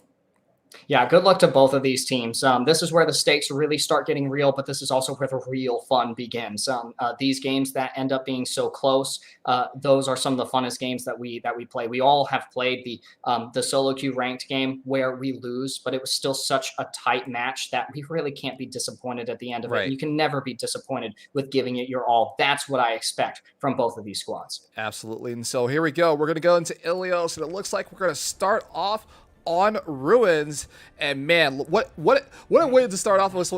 And we're looking to see if Shikigami. I want Shikigami to win. I don't like to use bias on the cast as well. I definitely shun other casters for it. But it's, I don't want to say it's my show, but it's definitely I'm in the seat here. So I'm hoping Shikigami will pull this off. No, wait a minute. I think actually the teams are swapped. Hyun is on the other side, so of course Hyun is looking for a team, and so it's going to switch sides back to the right side. But Hyun's on blue, and Shikigami's on red. The red as well. We're going to start off with the cheese strats to push this team forward with the Symmetra. I'm really intrigued. You've got the 6-man from Shikigami being run against this classic defense Orisa Diva composition. I haven't seen what Hyun is running here on Ilios Ruins. It's definitely a little more lenient towards this playstyle, not quite like Ilios well, but we'll have to see how this unfolds.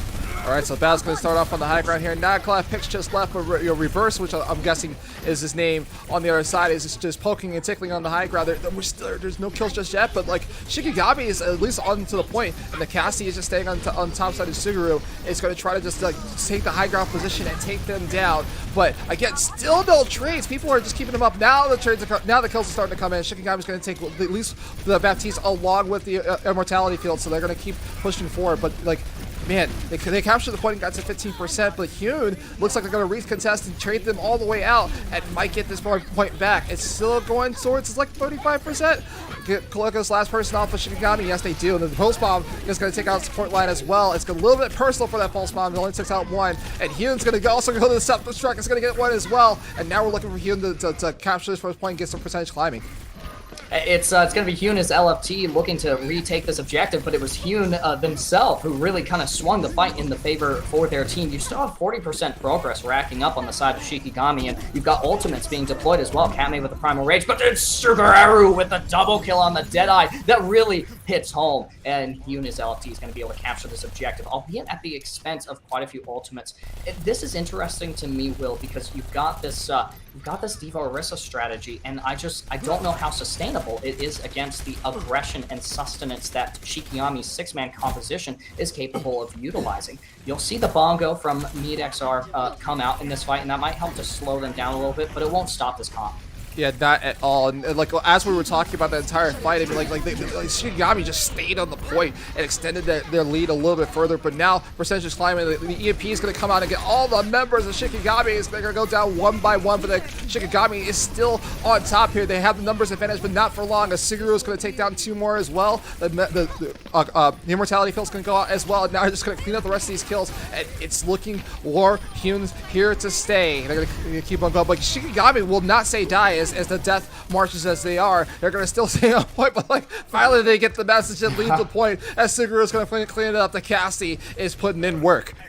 You can't even look at that Suguru on the cast and Reves on the Tracer, who by the way had armor HP. That's absolutely terrifying to me as a Zenyatta main. You can't even look at that and say necessarily like, oh, a DPS diff like you would in a platinum ranked match. It's really just Shikigami's operating as a team and Suguru clutched up.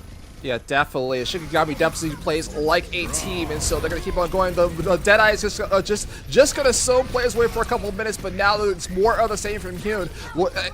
Even though it was kind of an early lead for Shikigami, now they're on the kind of the back foot heading towards last fight territory. But wait a minute, Katmei coming in clutch with the Primal Rage is going to get 2, but it's not enough. They're still not off the point. They're taking the fight towards the other side. There's no one here to touch. It's 93%. Is this just going to be a kind of a C9, as it were? It might be because you've got MeadXR on the Reinhardt and they have the Earth Shatter so close. Oh, they did manage to touch, but Hyun is demacked. Oh, you got D-Max and what? I thought we were gonna watch a C9 live and in person here, but the pulse bomb is gonna come out as well. But reverse is gonna. The numbers advantage really is not for Shikigami at the moment, but yeah, that's when there comes Ward 2 metal as well. Alone, Suguru on the Deadeye is gonna keep cleaning him up. Suguru is on fire. He is just getting all the value in the world and keeping Shikigami members off the point, and they're gonna take this 100 to 45. But it wasn't looking that way for Hyun to start off with. It definitely became the Cassie show towards the end.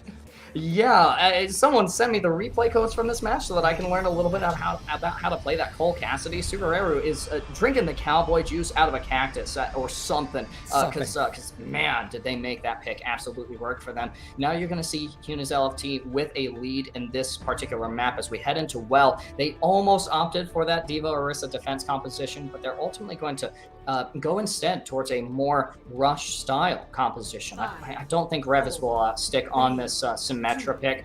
Meanwhile, Shikigami opting for this poke-based comp with Stone and Wicca taking to the skies and raining down excessive damage. I think that will put a damper on Hyun's strategy. But really on Well, it could go both ways. I feel like the poke comp is heavily favored in this matchup on this map. Yeah, absolutely, especially with that Well beckoning for players to jump down and to their doom. And so, yeah, as you mentioned, Symmetric Click was not there for long. It was just a chicken, a game of Symmetric Chicken as they switch over to the Tracer respectively on both sides. And now we're going to battle into the top of this Well. The point hasn't opened up yet, but Hyun is starting to look more of the same here. Shikigami is nowhere to be found. They get, of course, he gets taken down from the Wrecking Ball right on top. Now, I was looking for the Echo up top for Shikigami as well for Tony to get some air superiority, but it's not going to matter much if they can't can't get these kills. I mean, we don't know what the Echo Mercy combo is going to be in the air, but I was looking for either Far or the Echo, but it's not looking too good. Hyun has captured this first point. They have pushed Shikigami back, and now we're looking to see if Shikigami has an answer for this.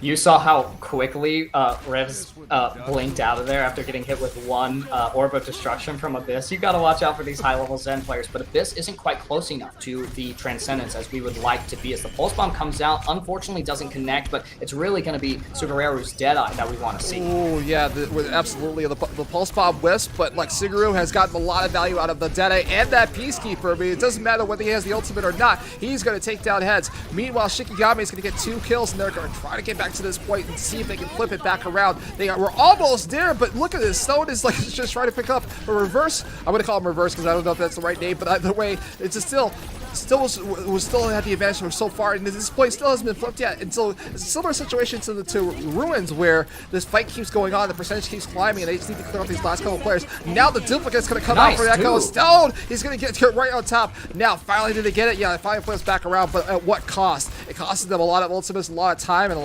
and the duplicate's not going to do much. But he's going to get the Duke value. The Deadeye does spawn all the value in the world. Stone making it work. Even with the speed, Reverse can't get out of that Deadeye. It locks onto him with the sights, and then they are out of the fight. Paradox will have the Amplification Matrix coming in this fight, though. That's going to be really helpful, getting Suguru closer to that Deadeye, and as well help the tanks get a little closer to their ults. On Shikigami's side, though, you're going to see Catmain use the minefield. They have actually already deployed it.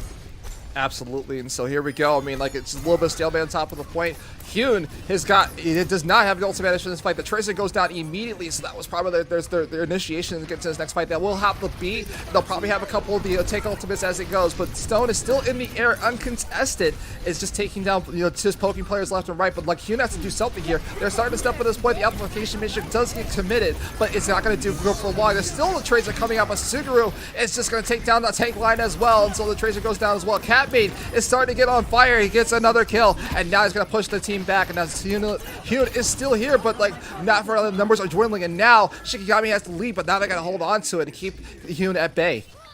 Not only that, they're going to be working with a couple of ultimates coming into the next fight. You saw Catmain deploy the minefield, and they're already 73% to another one. You sacrifice the self-destruct from SBT, but it ends up pushing Hyun into a position where they become susceptible to the follow-up damage from Sens and Stone, which means you force the beat out of Reverse. Now on the Mercy, trying to mirror the lethality that Stone and Wicca have in the skies. We'll see if it pans out for Hyun as this next fight begins. Oh my goodness, the David Bomb is going to get committed. It goes into the air, but it's not going to get any value off of it. Stone, on the other hand, still in the air. He's going to take down the opposing Echo. They're going to pull out, but the numbers are dwindling for Hyun. It's going to go into overtime right now, but like, they had a plan, and they just got shut down right up front. This might be Shikigami getting it back on and tying this up 1-1 if it can, overtime win can go away. Yes, it does on well. No one from Hyun was ready to touch, and now we got tied 1-1. We're going to go to the Lighthouse to finish this out.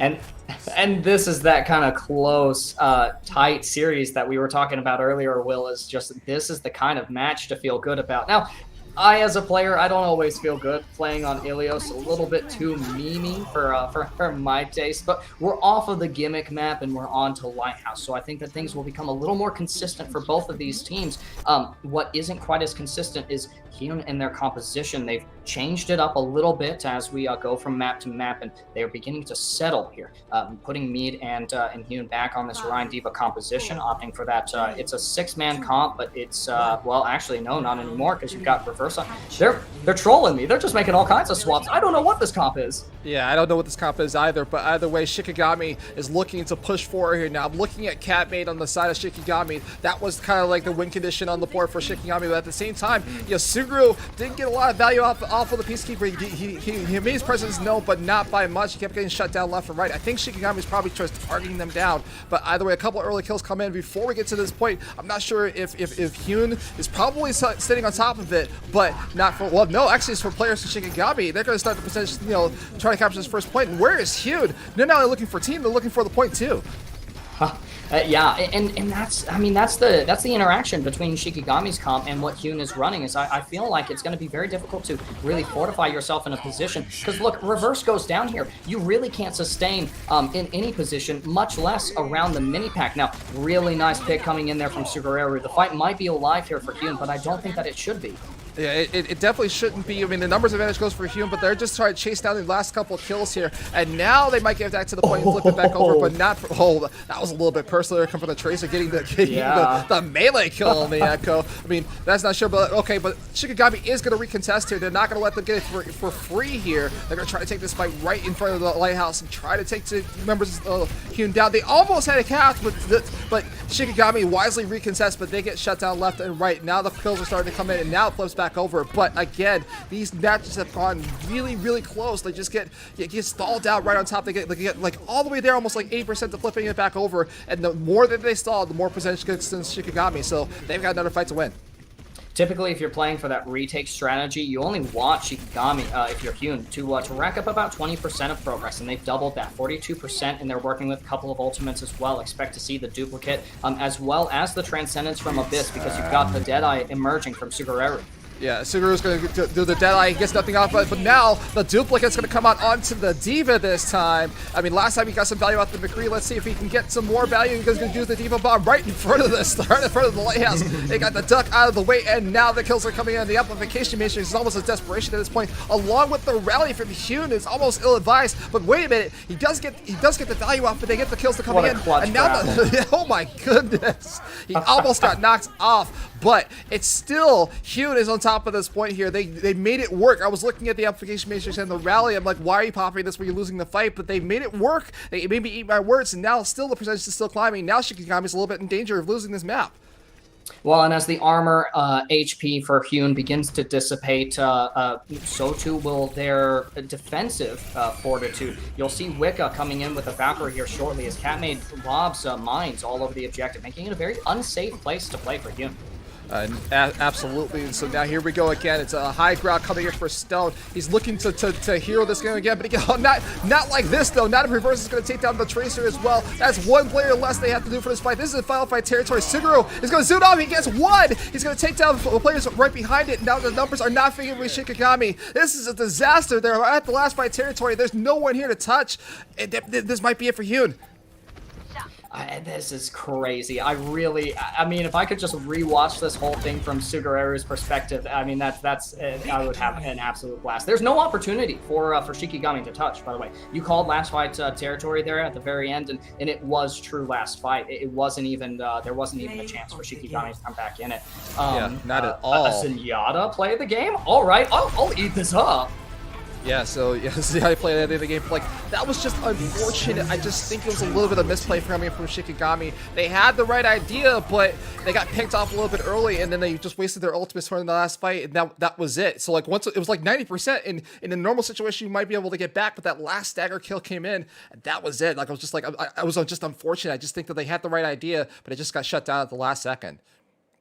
Yeah, as well as I think that the clutch potential of the TPS players for Hyun's LFT also factors in a little bit to it as well. I mean, obviously Sugareru is popping off Reves on the Tracer, not only swinging a previous fight, but also making sure that in that last fight, Shikigami entered at a man disadvantage. Now, man disadvantages, it's easy to work around, right? You throw an ult and you use all of the abilities in your default kit, and you can compensate for that. But unfortunately, there were no compensations to be made from Shikigami because they hadn't yet battled for the space. They hadn't yet obtained control over the territory where they could use those abilities. Ultimately, there's no touch. Yeah, absolutely not. And so, I mean, it did go the distance. It went towards the end, and it was definitely tight towards the end as well. And yet another tight match coming into this tournament. But man, I feel a little bit for Shikigami because I'm sure like it's just like they had the right idea. They did the comeback on the second map on well, and but wanted that momentum to carry forward into Lighthouse, and it just didn't work. So we're looking to see what their next map is going to be, which is going to be a hybrid map. And again, they're going to back to the wall a little bit for Shikigami. They need to pull this out. They move to the map 3 and stay on the winners. But the benefit is you've gotten this far into the tournament. all you're looking for is just to get either win this or just take the loss, rest and recoup, and then play that last game to get into the playoffs. But again, losses do carry over into the double elimination bracket. So like this time around, you don't get a reset. You don't start on winner's side. You have to play losers all the way through. So you don't want to there's. You imagine that there are 8 other teams in that losers bracket that are just as hungry to get this $5,000 prize pool as everyone else. Yeah, and that's a narrative that we all like to eat up, right? And as well, particularly for me, because I used to, in my naivety, back when I was but a silver bordered player, I used to say, oh, well, the only bad games you play are the games where you don't learn anything, right? And Shikigami, if they drop this series, then they definitely got a lot to learn going into that losers bracket. But at that point, the margin for error becomes a lot less lenient. We'll be heading into King's Row for our next map, and really, I mean, you've got to play this map so consistently. So I think that actually might expose a few weaknesses for Huna's LFT. Yeah, absolutely. And so, but now, if I know Shikigami, I know Alex Yoshi, and a couple of the coaches, and some of the players in that team. And again, I don't want to show my bias on the cast, but I'm hoping that there's a coaching diff that comes into play here, and they use King's Row as the start of the comeback in the reverse sweep, which is, a reverse sweep in the best of 5 is like 3 maps, but like still, you're in a reverse sweep territory here, and just pull this out. I want to see a map 3, and not just not our 2-0, but man, yeah. I want to see what they got. I know that they're going to calm down, so just to play the way they were playing on well, like play the compositions that work for them, and then we're seeing the Pharah come out from Stone. Yeah, the aerial master themselves, like not on the Echo, but like we'll see the Pharah is going to do some poke combat. We see some classic strats on King's Row for once. Yeah, I'm like, oh no, you got baited, Will. Stone went to May instead of Pharah, putting you to sleep out here with the rush comp on King's Row. Yeah, okay, fine. I guess we gotta play the main meta on this, and also slave it out. Let's see, but now they're just gonna walk right to this point. Shikigami, look at this. They don't even wait. They just got right on top of it. Look at this. And wait, but like the kills are starting to come in, but man, it looked like you usually see a stall on the other side of the statue, but they just walked right onto the point and you let them. But Suguru was trying to make up for that mistake by getting 2 kills. Now it's going to push it down, and now it's right back to where we were. But they got like at least 40% on that point, and now they're looking for more. So you've got Hyun on this Devo Orisa defense composition, right? You're playing for the retake, essentially. You let Shikigami get a tick, control a little bit of space, and that fight, honestly, resolving the way that it did, it works a lot better for Hyun coming back as Mead is on the Reinhardt now, able to actually brawl it out on the objective, and that's exactly what they're gonna do. I love this. Like Shikigami says, just pushing forward here, and now the Deadeye is gonna come up for Suguru. Can he get some value off? It gets blocked by the shield for the Reinhardt, but it doesn't matter. The kills start to come in as well, and Shikigami are gonna have to reset once again. It is not looking too good. It was the right play, but the rest of the Hyun just like kind of surrounded the Reinhardt and just got the backline shut down. And so now Shikigami, another team fight lost, 2 minutes and 30 seconds left on the clock, and they're gonna have to try this again. They're going to try again. The crucial thing here, though, is that Mead is able to free swing on the members of Shikigami, and Catmate is not offered the same luxury. You also have Hyun coming up on a self-destruct. The tanks for Shikigami are at a bit of a deficit here, so they have to use the Am Matrix to compensate. Yes, they do. So like the dueling 8 Am Matrices, the windows of opportunity opening up here, but not for long. Sugar is going to take down the Immortality Field, and they're going to keep chasing him again. Like Shikigami is pushing backwards. The Blizzard gets committed to this fight as well, along with the Shatter, but yeah, gets a follow-up as well. The wall's just going to block their progress on top of this point. Hyun, on the other hand, has the self-destruct in hand, and the Dragons come out as well to try to his own players out, but Shikigami's got to back up once again. They're going to try to hold on for this next fight, but too many ultimates were committed just to make it work. Yeah, and so, I mean, Paradox will have that amplification matrix soon, though, right? That's going to come back just as quickly as Abyss. I like my position as a caster because I can tell you guys what's important, but watch Catmate's HP here just vanish before our eyes.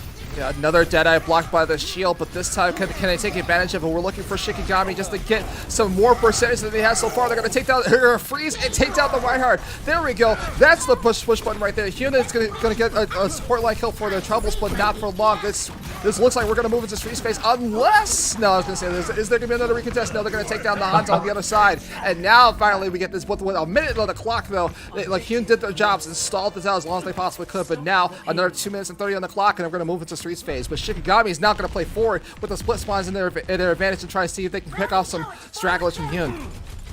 Catmate also might be looking to do something cheeky with their Shatter. This is, if I'm correct, this is actually the first one that they managed to build. They weren't, they didn't need it in the last fight, so this puts them at a nice advantage coming into this one. By the time Mead has their own Shatter, you're gonna have Catmate either having used theirs or be ready to bait a Shatter with their own, be ready to block it. There's the window from Paradox and Abyss.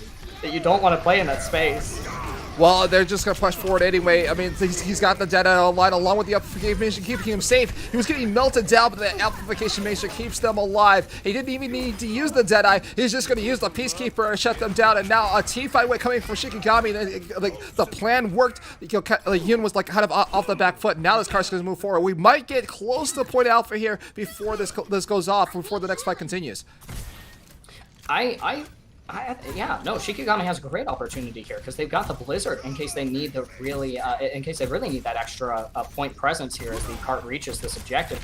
Key, however, is going to be Reverse's rally armor to keep the team sustained. Wall comes up from Stone, but it's not going to separate anyone from Hyun. Oh my goodness, it was kind of a heads-up play. They tried to do some cheeking on their own. That gets blocked by the opposing wall from May. So both, Deadeye's not looking too good. The Blizzard's going to get committed to this fight from Stone, and he's going to get anybody. He might get the Reinhardt and shut them down. You hate to see it. The wall kind of lifted them up and out of range, but he still gets the advantage whatsoever. So we're going to see probably a point alpha pickup here from Shikigami as they clean up the last set of these kills. And yes, they do. It's going to get it's all Shikigami all the time. It's all red on the kill feed. That's exactly right. This is a really nice position as well for Catmate? Okay, all right. It's just temper the aggression just a little bit, but it's okay. SBT is there to back up the rest of the squad and make sure that we get our main tank out of there alive. Main tank with a ultimate as well. Mead is still generating their next Shatter. Ooh, nice eat on the Fire Strike. Oh, the Shatter going through the Amplification Matrix. It eats nothing but shield, but that doesn't matter. It's just going to keep on going here. They're going to get the kills coming in from SBT. He's going to take down 2, but the number's going to manage. And also, the Deadeye's going to come out from the other side for Shikigami, but he gets blocked by the cart, not by the main wall. He almost got a kill it towards the end, but not for long. And now we're going to push this thing forward. Shikigami is playing extremely aggressive, and somebody, also Reverse tried to pull it in behind and pull a cheeky play, but it didn't work out for them whatsoever. This cart is just run its first turn here. We're looking to see if Hyun can get back to the point. I think that they're going to have to back off here just a little bit. That's exactly what they're going to do. They don't really have a sheer ultimate advantage to work with, so it's going to be just all the an expert positioning or a punish there, almost coming in onto Reverse and Hyun, who gets out with only a fraction of HP.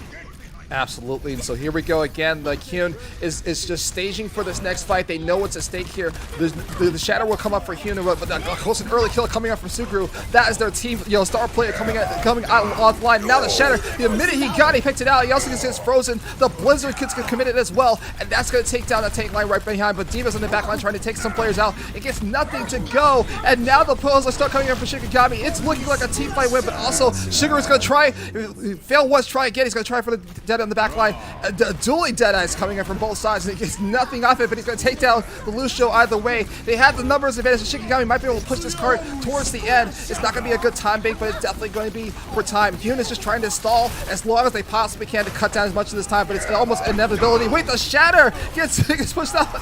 He almost gets pushed off from the other side for the Diva as well. It gets blocked, but that's going to be it. Again, they're just stalling for time. The Lucio is going to do as well. It's kind of a last second play, but that's going to be it. Oh wait, that's Tracer as well, so we're getting desperation time here, plays. We're just stalling the cart as much as possible. The Diva Bomb gets thrown to the back line. It's not working out so far. It's still Wrecking Ball. We get the Tracer, we get the Wrecking Ball, we get the Lucio, and still, wait a minute. No It's like way, the fight is winning. Like Hyun is pushing the team back.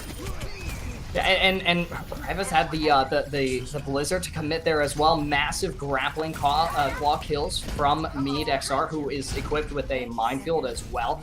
Coming into the next fight, they're going to be able to offer all the all the point presence that they need to fight back against Shikigami.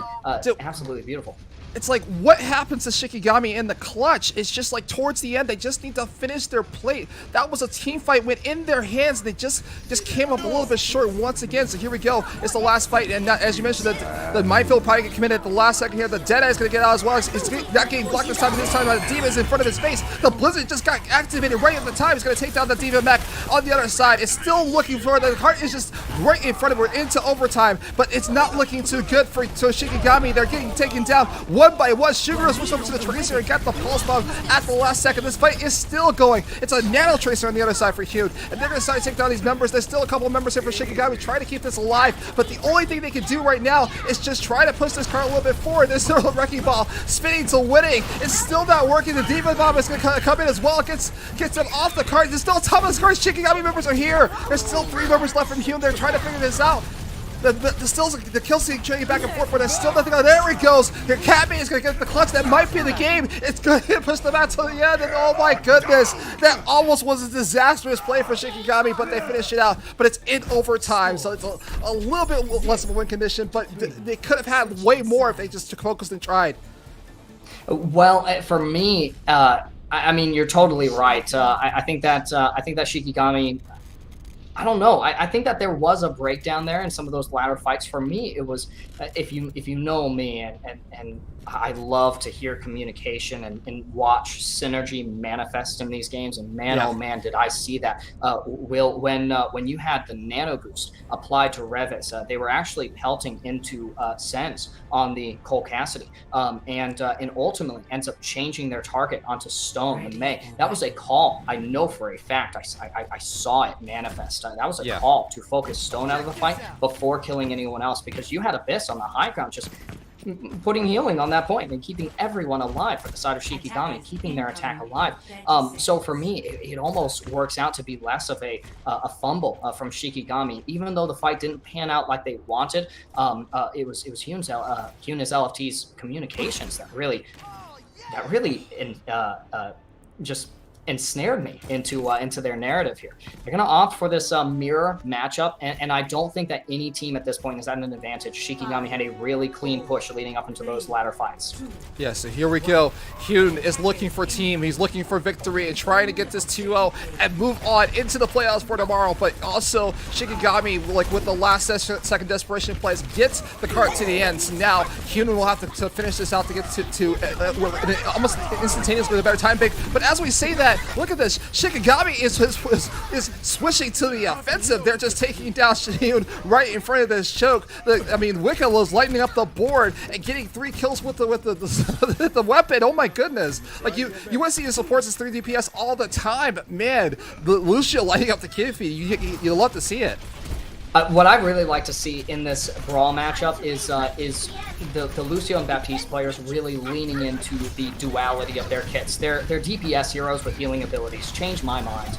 Right, absolutely. And so another fight's going to break out on the right side of the statue. They're almost going to go into the hotel. And once again, Shikigami is pushing them back. But Sugoro's going to get an early kill onto the main. That might be the go button here because they're going to go on the other side of this hotel. And now the amplification matrix, like these early amplification matrices are coming in. As Sugoro and Paradox are combined and take more members. Now Shikigami might have to back up here because now their unit is on the point and they're looking for ticks. They're going to get down this last D.Va, this last stagger pick, and they're probably going to stagger the D.Va out as well. Unfortunate, you hate to see it. And now it's going to be looking for team going into the street space. They might have the spawn advantage going into this next fight as well.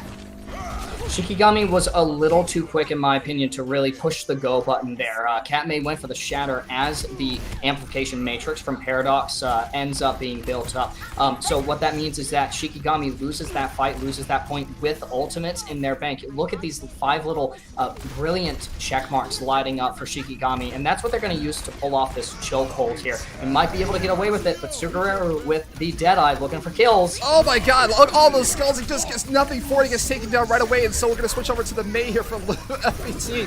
Oh my goodness, I was like, is he going to get 5? Is he going to get 6? Yep. Shikigami is going to collapse right on top. They kind of knew what was at stake here, but a couple of ultimates gets invested from Shikigami to make this work. The Blizzard as well, and also the Deadeye. Wait a minute, I mean, they were winning the fight. They didn't need that, but Catmay is going to go, Cat plays on top of it here. They just, I guess it was kind of like a bait and switch. Catmay just like cleans up the kills on the back line right for himself.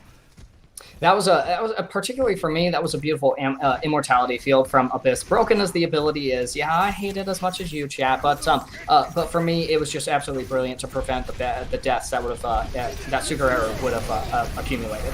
Yeah, yet another fight's going to break out. The self-destruction is going to come out from Hune. It's going to get nothing for their troubles. But the kills are starting to come in, though. It's looking Reverse is now going to get some support action here. He's going to get a couple of kills now. It's going to clear off members of Shikigami. So this card's going to move forward here. But they did, Shikigami did their job. They tried to hold them at the choke here. And so now they're going to have to fight probably in front of Point Bravo in order to keep this game going. And they'll be coming, I mean, both sides, again, looking really similar in terms of these ultimate cycles, is where you'll have both teams come into a fight with 4 or 5 ultimates in the bank, and then they'll leave. And it doesn't, with really 1 or 2, it doesn't really matter, because these ults build up so incredibly fast, with Mead and Catmade forming the tip of the spear in these formations. The fights pan out so quickly. Here's another Deadeye from Sugurero. How does this guy build them so quickly?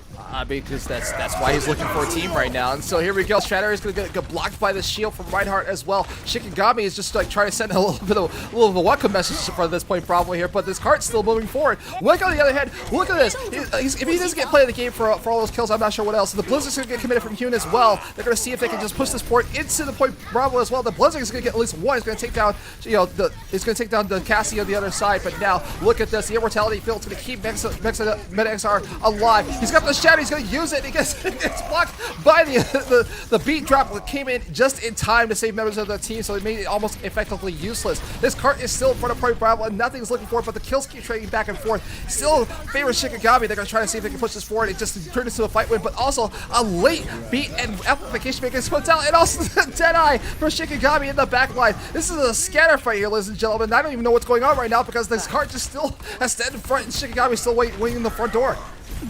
Well, I'll tell you what's going on, Will, is you have Reverse and Paradox committing both of their support ultimates to that fight and not ending up netting any success, total success for the team that is in capturing that objective. That's really unfortunate. I think that really it was Hune throwing the self-destruct into there that really shut that push down. I think that we just needed to wait to see that. Yeah, for sure. So the amplification matrix is going to force Hune to rotate around. They're going to try to see if they can back at this and bring this card a little bit forward here. Not if Shikigami has anything to say about it. The self-destruct is in play. He's probably going to throw that out. Yes, oh, no, that was actually Hune's. No, actually, it wasn't. It was the other side. SVT gets 3 off of that. That is amazing. Gets the D-Mech. It's going to follow up with the kills as well. Look at this. Shikigami is finally online, and they're going to take more members down, and now this card is still stuck in front of Point Bravo. Man, what a turnaround here coming in from SPT. And we have to look at not only, Sugurero on the side of Yuna's LFT, but also on the support players for both of these teams. Right now, I feel like Wicca and Abyss are really popping off on their responsibilities in this composition. Speaking of popping off, look forward to this Blizzard. I think that it's going to net a lot of success for Shikigami. It's going to really slow down Yuna. Yeah, here we go. The Blizzard's going to get committed, as you mentioned, and Stone is just trying to look for more of dueling amplification matrix. All the ultimates are going to come out to this fight because it's almost desperation. It's less than a minute to go. And Shikigami is again has the numbers, but Paradox is on the other hand is on a one-man army mission with that Baptiste to try to get 2 more players down. But the numbers don't favor it. The Deadeye's going to come out and get 1 as well, along with a follow-up kill onto the Mei. And now it's desperation time for Hune. They have 1 ultimate in hand. They're going to just do this. It's a self-destruct. The rebate kill gets 1, but maybe not for not. They just have to do something here. Shikigami is going to regroup, but you only got 50 seconds left on the clock, and there's no one here for Hune on top of his cart. Well, the Reinhardt here is here now, but this is the last fight. Reverse with the sound barrier has to come in really clutch. They're not quite close enough to it, but Sugurero might be able to swing things here with the Deadeye. The wall comes up from Shikigami, and it is going to separate people off and force the immortality field out of Paradox. There's the Deadeye from Sugurero. Will it get value? Will this point be captured? Oh my goodness, the shatter gets blocked, but it's not blocked for long. They're still in front of this card here. He hasn't touched just yet. The bomb is well, oh my goodness. Shikigami is still in the lead here. They're going to take down 3. This card is just stopped just short of Point Bravo, and that's where it will end. And Shikigami is going to pull out the map win on King's Row. We're going to the map 3. Oh, that's absolutely fantastic because any of our viewers and for you and me as well will not only will we have a little bit of bias coming in for one team or the other, but really my bias sits for more Overwatch is good Overwatch. And man, I'm so excited to see where we go next and how that changes the way that these teams have to play. Catmade really stole the show here with that play of the game. But again, I reiterate, it's these support players, it's the people who are keeping Catmade alive, who are using those utilities at just perfect times. Wicca with those sound barriers. Again, send me these VODs. I want to learn how to play. I almost said like the pros, they might as well be pros. They're playing so clean. I have not seen that many support kills in a kill feed in a long time, especially on the Lucio. Wicca on the Lucio, it was like 4 or 5 in a couple of these fights, and man, what a thing. But as we mentioned, it goes to a map 3, and this is the last chance. Now, again, it's not the last chance for one of these teams. They don't have to win and go home just yet, but they definitely want to be in the winner's side going into this bracket tomorrow. And so, I mean, a lot is on the line, and we're going to see what it's going to be an escort map. It's going to be our last map in the rotation here. We'll see. We're going to avoid assault for now. One of the things about these tournaments is we try to make sure that assault is map 4. So if you win 3-0, or you win 2-0, you don't have to play it, right? But if you go 1-1, well, guess what? You have to play assault to decide it, as it were. But either way, man, I can't wait to see what this next map is going to be. Shikigami is showing some definite heart, and they're definitely online right now. It's the gods of death that they are. Where would you like to see this go, Will? Do you want us to go to the streets of Dorado, or perhaps to Rialto, one of my personal favorite maps? So would you rather see Dive emerge on Gibraltar? What map do you want to see? I would prefer I have more preference for either Watchpoint or Route 66. I think Watchpoint is kind of like an underplayed map here. I would love to see they go there, but also Route 66 is also on the menu as well. I mean, Dorado is cool, Havana is cool, but just I've seen enough of it. I think Rialto is also kind of like the default escort pick, and everyone knows strats about that map or whatever. But Watchpoint Gibraltar, you pull that out, it's like, all right, now you got the Dive, now you're seeing the Winston, now you're seeing all that stuff. You've seen the spaceship go underneath the Devil. What do you do with that first choke? That's mostly what I want to see for Watchpoint. But I'm also biased as well. But look, it looks like one of the players on the side wants to get a bathroom break, so we're gonna let them get that bathroom break. We'll be right back with our map 3 and our pick right after this.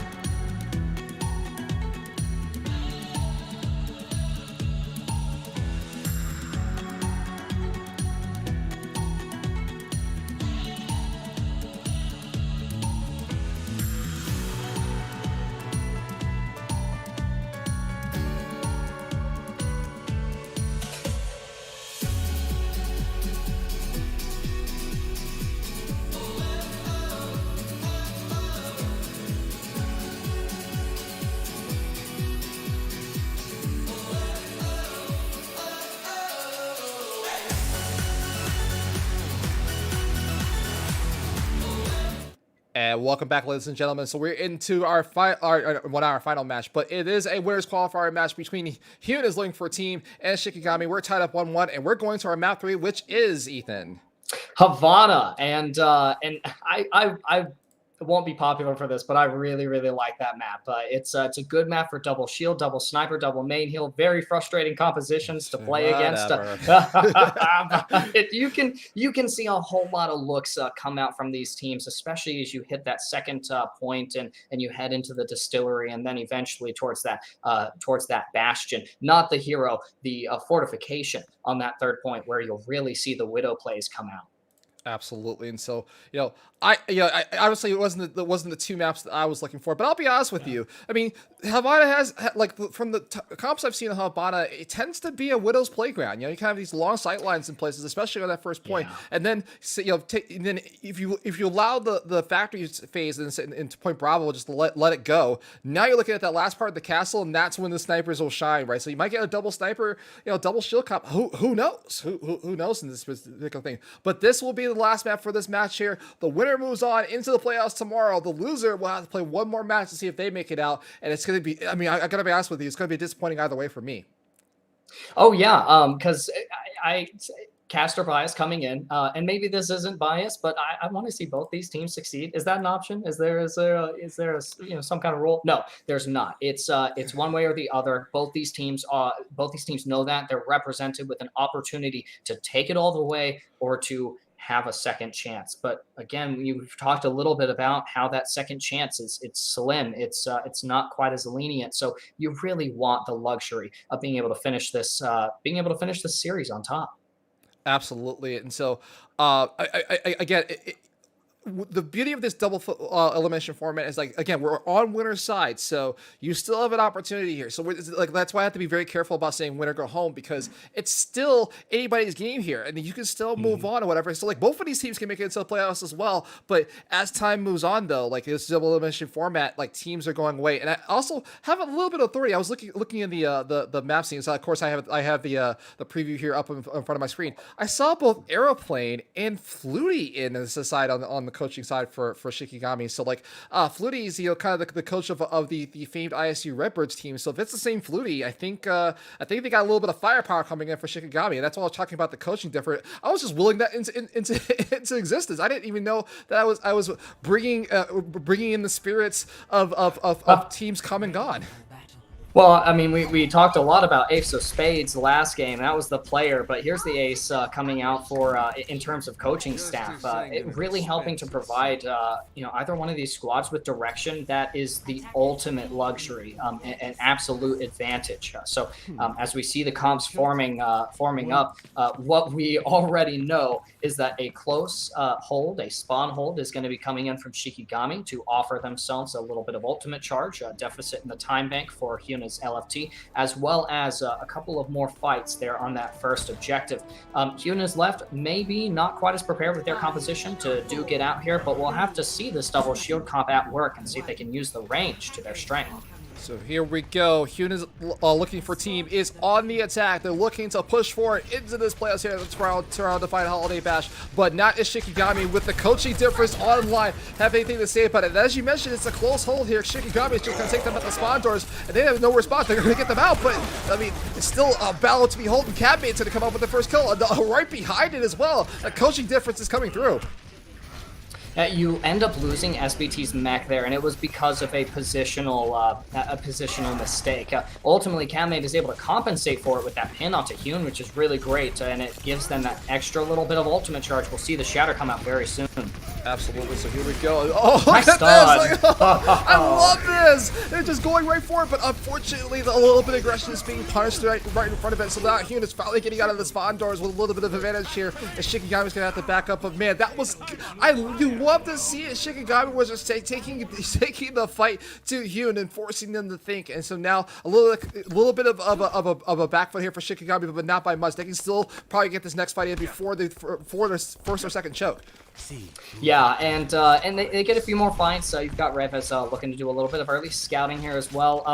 I was right, but also wrong. You did see the shatter come out from Catmate, but it didn't really come out. You didn't get to see it. There's the Ant Matrix from Abyss, and instantly reverses out of the fight. Not from the Ant Matrix, but from Stone and those icicles. What a brain freeze. Yeah. that was good. I got that reference. Anywho, Shikigami's still playing a little bit of the back foot here. Like, this cart is still back here. Also, the Deadeye gets activated, but like, I'm not sure if they can see value off it. It seems like nothing. Dragon's gonna get committed to this fight as well. From Hyun, they're gonna try to push them back, but like, at least get members of Shikigami off the top of this cart. It's looking to work here. Hyun, and they're just gonna keep on rolling here. They can't. The more of the kills is going to come in now. Another team fight loss coming in for Shikigami. I don't want to say it's more of the same just yet, because they did so well to take this first close hole, but they're just stalling for time at this point. It's a minute 50 on the clock. Hyun might get this before Shikigami can get back to the point. Quite possibly. If you stack enough bodies on that objective, then yeah, you put yourself in a really good position. Maybe not capturing the objective, but it makes it very difficult for Shikigami to actually manage the space to retake it. Importantly, Wicca has the sound barrier, so if you lack the space, then at least you'll have the health for it. But the Infinity Flux is going to start this battle off. It thinks he gets some 3 members. He's going to take them down. He's going to duck behind this corner just to try to be safe. Meanwhile, Hyun is being just like collapsed upon, or whatever. The trades coming in, but not for long. Hyun is going to come out on top of the trades. Wicca once again lining up the kill feed, but the application matrix from Hyun is going to push members of Shikigami away, and they're just going to clean up these last set of kills. So they did get one more fight in, and again, just stalling for time. The more time they can take off this time bank, the easier phase 3 might be, or Point Charlie might be towards the end of this fight. But Hyun's going to get the first 1 point alpha, and with less than 16 seconds remaining. But I don't want to say it's too close for comfort, but definitely Shikigami is making them think and forcing them to move. Yeah, and that's a really good position for defenders to be in as well. I love your wording there, Will. You say that the Ant Matrix pushes Shikigami backwards. You know what the Ant Matrix from Paradox or the Supercharger from Mead also do is they let Sugareru push forth, and yes, they have a Deadeye coming into this fight. It's going to start with the Dragons here and cleave a little bit of space in between the ranks of Shikigami, as well as the Immortality field has been forced out of Abyss. I don't think that was necessary. Yeah, I don't think that was either, but either way, the Deadeye's going to come off from Sugareru. He's going to get nothing off of it. Hyun, while he's getting value off the Deadeye, the cart is still moving forward here. He's just going to try to take this fight to Shikigami. The Diva Bomb coming in from SDT is going to get at least one. He's going to take over the other side. That might be the go button for Shikigami. They're going to take 2 more players down, and now we're looking for Hyun to see if they can just capitalize on top of this. Infinite Flux is available for Hyun himself, but he's going to get stunned down. Oh no, he gets it out alive. His teammates keeping him safe. He was almost at like 1 HP, and he gets shut down. So now they're going to stagger out the kill for the Mei, and that is going to be the end of the fight. He's on a 20 kill streak. What the heck is going on here? Like, well, and he's also got a Gorilla Flux that he did use. He didn't have to use. Didn't need it. And so Stone's stagger there, right? You look at that and you're like, okay, it's a stagger elimination, but Stone ended up buying a little bit of space, a little bit of time, so they can come back out of spawn as 6, Shikigami can, and the cart still hasn't come close enough to really allow Shikigami to control space. So there's that Gorilla Flux. It's going to get all the members. It keeps getting all this value from Hyun, and of course the beat and all the ultimates getting invested from Shikigami. They're going to move 1 by 1. The Dragons as well, they know where they are. They're going to take down members. Oh my goodness, Shikigami has come up with 2. But the Dragon's going to take out 1, and this fight still continues. The Application Matrix is invested as a last-minute opportunity for Shikigami, but they're making it work. And now the kills are starting to come in, and this card is going to stop just short of Point Bravo here. I'm surprised that this is going on here, because that was kind of the Amplification Matrix was almost an afterthought here, but it made it work, and it now puts Shikigami in a good position here. A minute and 19 on the clock for Hyun. They got to be sweating just a little bit. Maybe a little bit. And Revez in particular with the Dragons is kind of wishing that they had that back, although I can't blame them for its use. When you're down a man, that's when you look to do something, and that's what Revez was looking to accomplish. Sugareru, though, is here to compensate with the Deadeye, and there's an Ant Matrix from Paradox to really open up a little bit of space. Yeah, it opens up a little bit of safe, but not by much. Catmate, on the other hand, is just going to walk through the door in the high ground. He's going to get 2, and they're going to keep on pushing forward here. This is another team fight win coming in for Shikigami. They're doing it where it counts. 45 seconds left for the clock, and the Gods of Death are looking to stop this cart right here, right now, and maybe get a win condition on the board, and they can push it further. But I'm just shocked. I think that they let Point Alpha go, and they decided to take him in close quarters battle inside the factory here before Point Bravo, and it's working so far. Both teams have the tools to really make this work for them as well. It's all down to the pathing, the positioning you maintain. The Deadeye comes out from Sense, and it finds its mirror matchup with Suguraru. That's really unfortunate for Shikigami, who need that damage dealer. Hyun with a Flux, however, equalizes the fight in the presence of the Amplification Matrix. They are undaunted, finding the pick onto Abyss and eliminating that high-value hero out of the fight. You are going to have Shikigami kind of returning to the cart, trying to anchor there, but they might be on the back foot. Yeah, we're on overtime right now. The ultimates are getting traded out left and right just for some value. Is Hyun finally going to go down? He's frozen by the blizzard. Is he going to finally go down? Oh, he finally goes. Yes, he finally goes down after all this time. We are in overtime. I'm not sure who's on top of this cart, but Shikigami is looking to take charge of this match here and to stop this cart right in the middle of Point Bravo here. And yes, it does. Shikigami's got the numbers advantage. Things can cut off these last couple of kills here, and it might work out for them so far. But this is the best I've seen Shikigami all match long. They're looking to see if they can just keep this momentum going and move us on to the winner side of the bracket. They're going to go this last kill. Yes, they do. And finally, the cart's going to stop right here. I love to see this for Shikigami. I'm not going to be afraid of my bias, but wait a minute. Hyun is still trying to contest this, but not for long. The overtime wicks away, and that is where the cart will stop. 79 meters, 79.37 meters on the board, and now Shikigami has a win condition on it. Now, Hyun, on the other hand, is going to have the whole of a lifetime. They can probably do the same thing to Shikigami, but again, I want to say coaching difference. I would definitely want to say coaching difference. I saw what I saw, and I'm not going to apologize for it. Shikigami is on top. Yeah, it's I mean, stopping the cart again. The cart got to advance a little bit further than we see it here. But stopping the cart really anywhere in this second phase of the map is a really nice advantage for defenders. Well, actually, Shikigami will be going on the attack now, but that's the advantage that they have as the attackers. So they're going to sit on the same double shield composition that Hyun was running on their defense. Hyun won't be going towards that spawn hold, that close hold. Instead, I think that they'll be leaning into the lethality that Suguraru represents and helping to enable both them and Reves with reverse on the Mercy. The damage amp just being so incredibly strong. But as we talk about the narrative of the supports for both of these squads, it's difficult for me to say who I'm seeing a lot more from. I feel like both of these teams are really putting in the effort. Both as the support lineups are really in a position where we all have those rank games where we're like, I can't do more, right? And I feel like that's what we're seeing from Wicca, Abyss, Reverse, and Paradox all is just they're really bringing it on the support lineup. Absolutely. So this is it. This is what decides this map. Either Shikigami was going to hold them here, hold Hyun, or sorry, Shikigami's either going to push past this point for Hyun, or Hyun is going to have the hold of a lifetime for Shikigami to move on to the winners bracket. Either way, it will be decided on this attacking phase coming in from Shikigami. And right now, this cart is moving forward at blistering speed. No one is here from Hyun to contest this whatsoever. They're going to fall back and take it back at the choke. That's Dynamite there is going to yield a little bit more ultimate charge for Reves than Sense on the mirroring Ash. Nice pull onto Hyun as well, quickly dispatches them.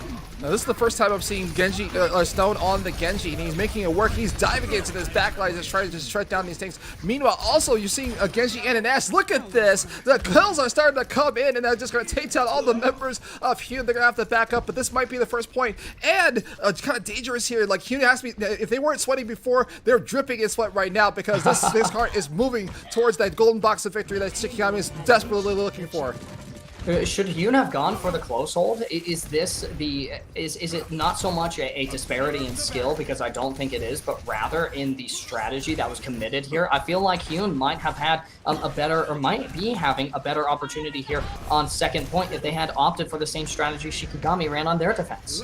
Maybe so, but now you're in a position where the Shikigami, the gods of death that they are, have 5 minutes just to push this forward here. They can take their time, they can pick and choose their battles as it were, or they can just go into the high ground, see if they can get this up. The bomb's going to come out as well from Hyun.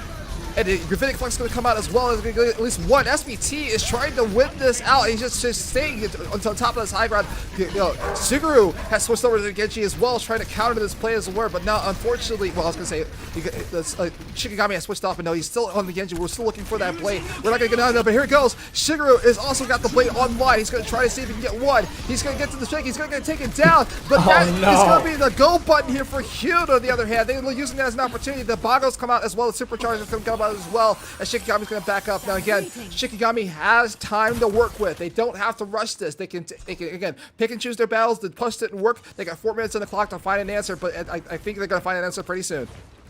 Sukarero drawing the Dragon Blade and ultimately falling to a whip shot, or maybe it's just regular primary fire from Wicca, allows Revs the opportunity to do some serious damage. Off the back of your sacrifice, we find victory. That's the call in Yuna's LFT's voice chat, and they're going to ride that momentum in this next fight. Barely even a fight, by the way, quickly cleaned up, and now we're going to see the first real stabilization emerge for Yuna's LFT. Key ultimates coming up online is going to be the Gravitic Flux from Hyun and Revis' Bob. That's a really nice combo if that means you can chew through the defensives for Shikigami, which include the rally for Wicca. I imagine that that's going to be procced up in response to the Flux, and if it's comboed with the Bob, then you're going to see Abyss commit the Amp Matrix as well.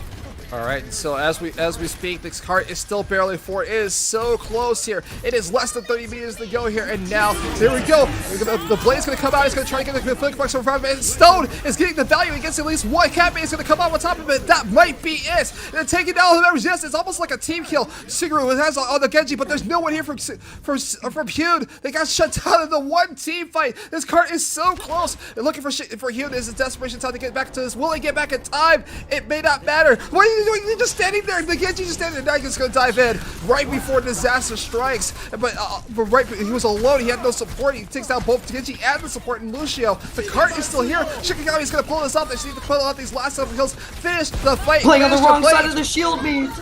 No! And there we go. Shikigami is going to move forward here. The coaching difference comes through, and Shikigami is going to move on to the winner side of the bracket. That was amazing. The one team fight makes all the difference in the world. It's so funny to me, Will, because you and I were talking in the downtime on break about how these escort maps end up either both teams push all the way to the end, we see rounds 4 and 5 come out, or both teams stop the cart on street space, and that's exactly what happened here for Shikigami, running their instantly meet the fight on a brawl at spawn for attackers comp, and eventually evolving into this double shield, and then running that double shield to great success on the attack. I don't really have a bias coming into this. I'm not quite as close to the members of Shikigami or their staff as you are, but I can easily understand why you have that. Yeah, I mean, I'm happy. I love to see it. So that means Shikigami has moved on into the winner side of the bracket. Like on winner side is very important here into the playoffs here for the Toronto Defiant Holiday Bash. They're in top 16 now, and they're one match away from winning the money. So if they win their next match on the winner side, they'll be in top 8 and they make some money from the tournament. But of course, I'm sure Shikigami was going to want to go all the way, and then we're gonna have to see what other teams have made it through. I mean, I kind of have like a top 16 list in my head as to what teams are going to qualify and make it out, but there might have been surprises, there might have been some drops, but that's what this format lends to, is that there might be surprises, there might be some missed seeds, and there might be some plays, but again, shout outs to Hyun though. They do get one more opportunity at this. They go into the loser side, but they did their jobs. They got to the top of the group stage, and they made their road just a little bit easier if they want to make it into the playoffs tomorrow. Well, and I got to see quite a few, or not quite a few. I've gotten to see the previous matchups as well, and I got to say, to give Hyun the credit that they deserve, I think that they're a really strong contender even in that lower bracket compared to the other lower bracket teams. I'm not saying that's going to be an absolute wipeout in the favor of Hyun as LFT, but I think that they absolutely have what it takes to bring it back around and to reverse sweep their luck here, or really just ramp up the cleanliness of their gameplay, take it to the next level, and still have those second chances.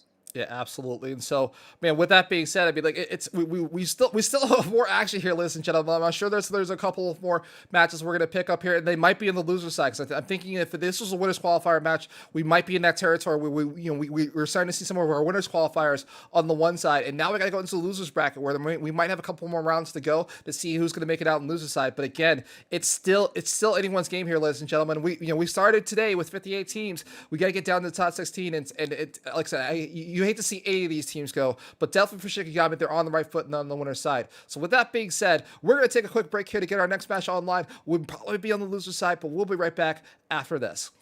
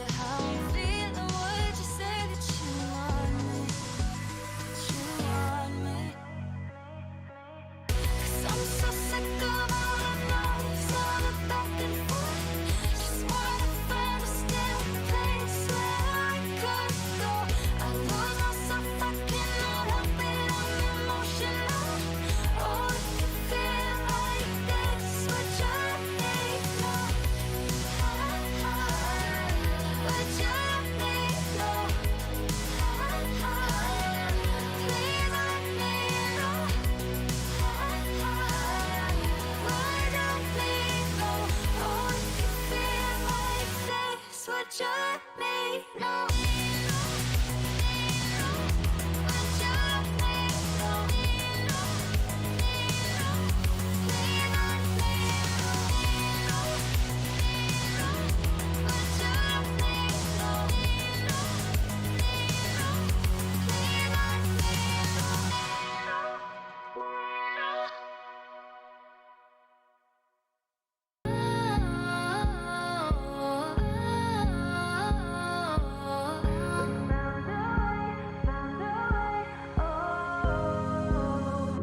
Makes your head spin, pretty as a new star. Take it in, some kind of magic, dizzy as a new dawn to begin.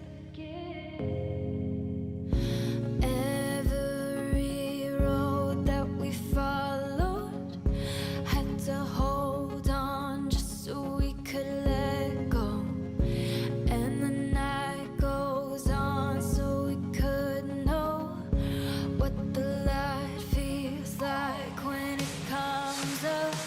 I got a fever and it's breaking. Oh, we found a way, oh, true believer. Yeah, we're waking up. We found a way,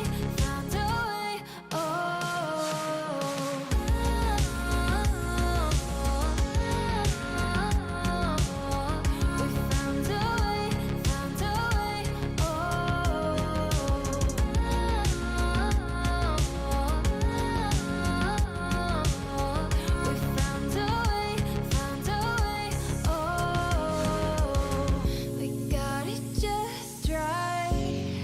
It's better. Rolling. So how long have you been following Overwatch League for? I've been following them since the start, 2018. Playing up the Twitch Sundays. And do you love it? I love it. I usually just stand it whenever I'm at my CC chat. All right. What does Overwatch mean to you? So Overwatch means to me is not just a game, it's a way of communicating with other community members in the Overwatch community. And you get to see it in person at this moment. This is why I'm here, and it shows how much bonds we've made and strong connections we have forged with each other. Yep. That is, yeah. That's good. How long have you been playing Overwatch and do you love it? I only started playing only got the game a year after it came out, so I haven't played as long as anyone else. But I like the game. It's very fast paced compared to other shooters and all other games I'm used to. So it's fun. What was the question, sorry? What is Overwatch? You know, let's just go with this. How you enjoying the event so far? Bro, it's super lit. I can't lie. It's super nice seeing, the whole gang, people I've been typing with for a year and a half, Finally good to put faces to it. I've seen the homie Mac right here. I've been talking to this guy for a year and a half. Seeing him in person first time, it's good because these people are a second family, So it's really good to meet them in person, It's nice, very nice. That was awesome.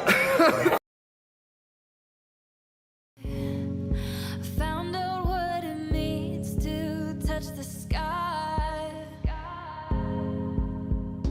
Every road that we followed had to hold on just so we could let go. And the night goes on so we could know what the light feels like when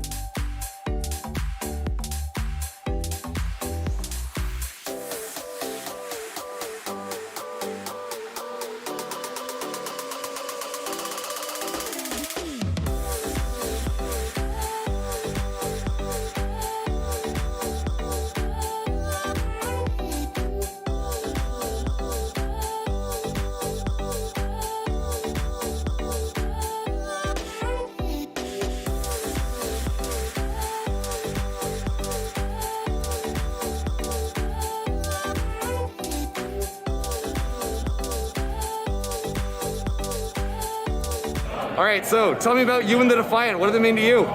So I've been a long-term Overwatch fan. I remember watching some of the Alienware monthly tournaments back in 2016. And it was really great when Toronto finally got their own Overwatch team. Been a huge fan. I live several hours away, so it's always been very difficult to eventually meet people. Missioning out. Fantastic. With this event to see everyone, bring everyone together. You know, it's been a huge part of the esports community, which is something that's growing. And it's fantastic to see so many people here today having fun. Okay, awesome. Okay, how are you enjoying the event? I'm having a really good time. It's really good to see people after like so long of not having like social interaction. And it's really good to see like Defiant fans, like especially because so far for like the past couple of years, we've been talking over Discord, right? So like a bunch of these people I'm meeting for the first time in person. It's really cool. Really cool. Okay, perfect, thank you. Yeah. Okay, what does the Overwatch community mean to you? Yeah, it's basically like a second family because I've been a part of the Defiant community specifically for like 2 or 3 years, almost 4. And it's almost like I've grown up with these people in a way, and just seeing each other again after COVID has meant a lot to me. And yeah, these are really special people. We have a special connection, and it's a connection. It's like a lifetime connection that you hope to sustain over the years. So yeah. Perfect, thank you.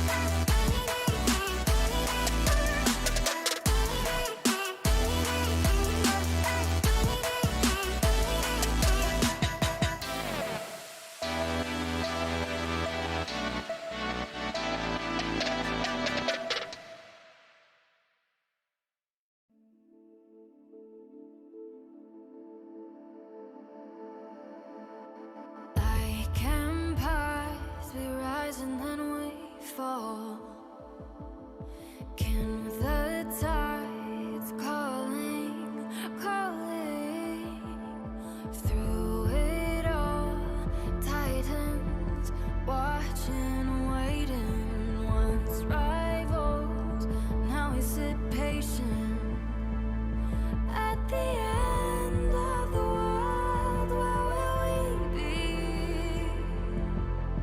Immortality is calling. They'll speak our names forever.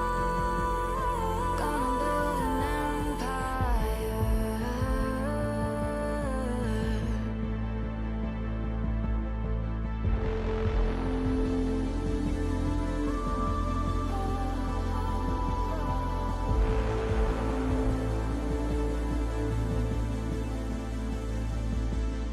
Twin pillars, the east and the west, scorch our names in the dirt.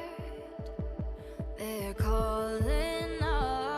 calling us in. Can you hear it? Can you hear it?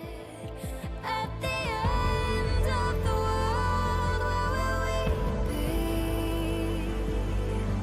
Immortality is calling. They'll speak our names forever. Eclipse the world together. Gonna build an empire. Build an empire. And take the world by fire. Gonna build an empire.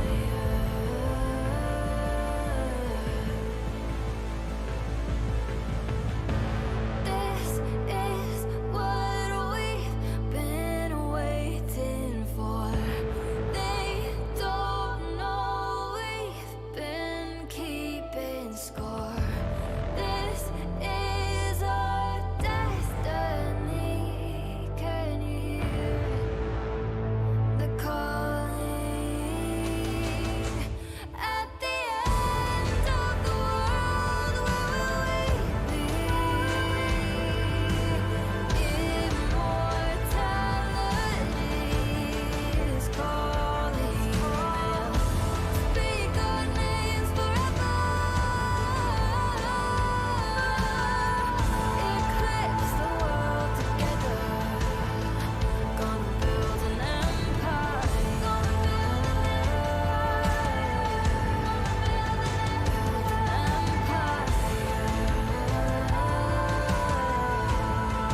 Gonna take the world by fire. Gonna build an empire.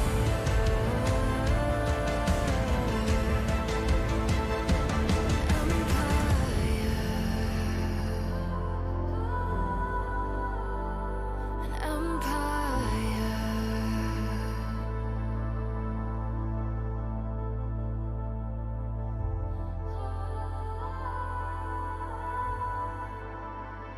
An empire.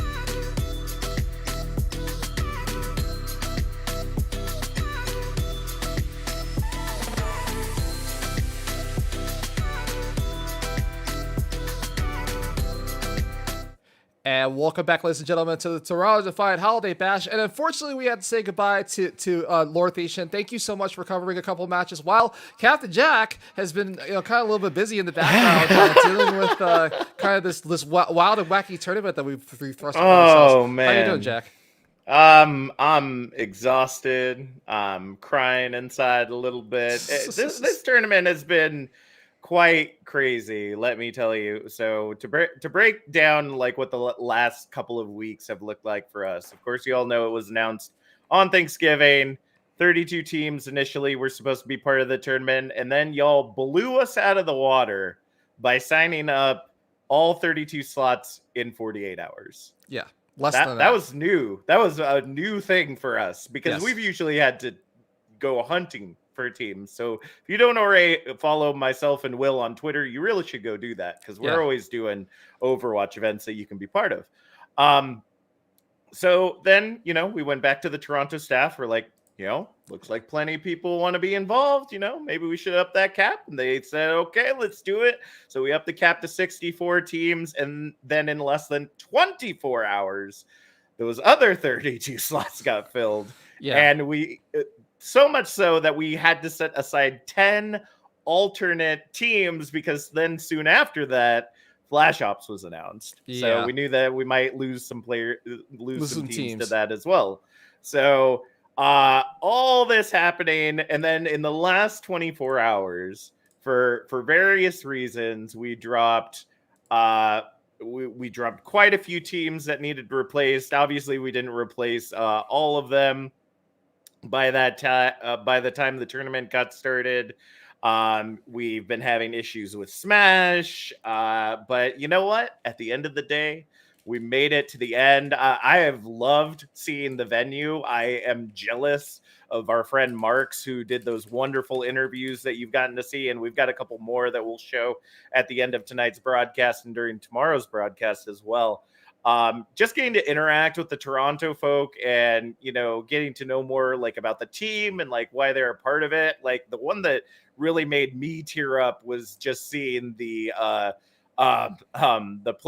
players that like they had been talking for like a year and this is their first time meeting one another because of the pandemic. Like that was just like that just swelled my heart with pride. But apparently we're getting started. I didn't realize that us moving onto the map screen meant that all the teams were here and ready to go. So I guess we'll go ahead and get into this. This is the worst team to ever be drafted in Overwatch history. LOL, don't lose to us, versus Cracked Cats in the losers finals, or the losers qualifier rather. One of these teams will be moving on to the playoffs tomorrow, and one will be eliminated not to see day 2. So far, it looks like Crack Cat's doing a really good job zoning this objective. Yeah, absolutely. And so I did want to tell you to wrap it up, Jack, but we do have some teams here. Okay. Like I never want to say that to you in person because I'm afraid of what will follow. But either way, we're going to see how, again, this is a losers qualifier. So winner moves on to tomorrow on the loser side of the bracket, the loser of this match, unfortunately. And, the worst draft has to prove they're not losers in this whole context here, as it were, will be going home. And so the application makers get committed to this fight, even though the worst draft is doing well so far, despite the name of their team. That's true. Well, it wouldn't be the way the production or the tournament has gone today if they told us the team wouldn't be ready till 7:30, so we were trying to fill, and then they turn around and just start early anyway. So nevertheless, we see Crack Cats here just absolutely dominating the objective, cleaning up very nicely, and it looks like they're going to start their percentage climb, where worst draft has been shut down at 38%. Yeah, it's unfortunate because Crack Cats just kind of was, they got a lot of value without like 0 ultimates committed to that fight whatsoever. So the worst draft is a little bit on the back foot here. I mean, I don't know exactly the worst draft, but they're going to commit the beat to the fight to start this off. That is true. The beat comes in from Tenacity, but we do see Dongman going down to start things off, and the picks keep coming in for Cracked Cat. Snow on the prowl right now with that Peacekeeper of the Cassidy, and it looks like they're going to push worst draft back to spawn once again, getting additional picks to stagger out the team. I mean, just the value coming in from Snow Owl. I'm gonna call it just Snow Owl, right? So far, of course, they're gonna clean up with the worst draft. Now becoming more of their namesake here is now the Crack Cats is playing right in front of the spawn doors. I mean, worst draft is not in dire straits just yet. I mean, they did they got a lot of value in a team fight win for just 2 ultimates, but not a lot of follow up here. Crack Cats is still standing on top of this point. It's about 60%. We're not in last 4 fight territory just yet, but yeah, they got to do something to turn the face around. Good eat from the Amplifier Strike. Self-destruct goes in deep for board, but doesn't find much value. Ant Matrix, though, coming out, going to allow Drifter to go ahead and get a pick right there to keep things going. Oh, but the tackle comes in from All to be able to allow Dylan to get that pick. But Board just cleaning up the board right now, getting that double kill in. RXB now getting some follow-ups as well on that Doomfist. Definitely a great map to be playing them on. And Worst Draft will be able to take back control at the 92%. I mean, the worst draft, like, draft a Doomfist, and that's going to turn their tides around here. It's 45%, but it's almost too little too late. Crack Cats almost had it free and easy here, but now the Reaper has the Death Blossom online, and he's just waiting for the backline push to push it around. Crack Cats is going to just walk right into the trap. Here we go. All right, well, actually, it looks like they ended up rotating the other way around, so Drifter not going to get the value of that Blossom he was looking for, at least not yet. They got to be able to get Dylan out of mech. High Noon coming out for Snow Owl as we see the D-Mech coming in. Shatter, Meteor Strike, all invested. There comes the Blossom now from Drifter, but gets shut down by Zez. They're continuing to hold on to this objective, but just by the skin of their teeth will they be able to fend off Crack Cats and those claws as we head into final fight territory. I mean, like Snell was trying to track that Doomfist all the way across and top the for the uppercut, but it didn't work out for them so far. Now Worst Draft is like a little bit worse for wear here. They have one. I'm sorry, I made myself laugh. They do the self-destruct to start off the fight to try to keep them away, but it's 99%. There's no way from Crack Cats. It just goes to overtime right at the last second. Yep, overtime is ticking away, but the picks are coming in favor of Cracked Cats right now. Drifter is able to take down All as we see Gorilla just feeding in, trying to keep their team alive as best as they can on that Baptiste. We do see Dongmin coming really close to that Shatter. The point flips, and they have to be able to touch that objective. Somebody has to get on at 98, 99. We see Board able to touch, just being able to get it into overtime once again. And we see Dongman trying to get that Shatter online, getting ready to release it. There it is, but the Blizzard comes out from Zest, a winter wonderland here on Oasis. In the middle of the desert, there is a haven, and it is for Cracked Cats right now as they go ahead and lock down the point 100 to 99. Here on the University.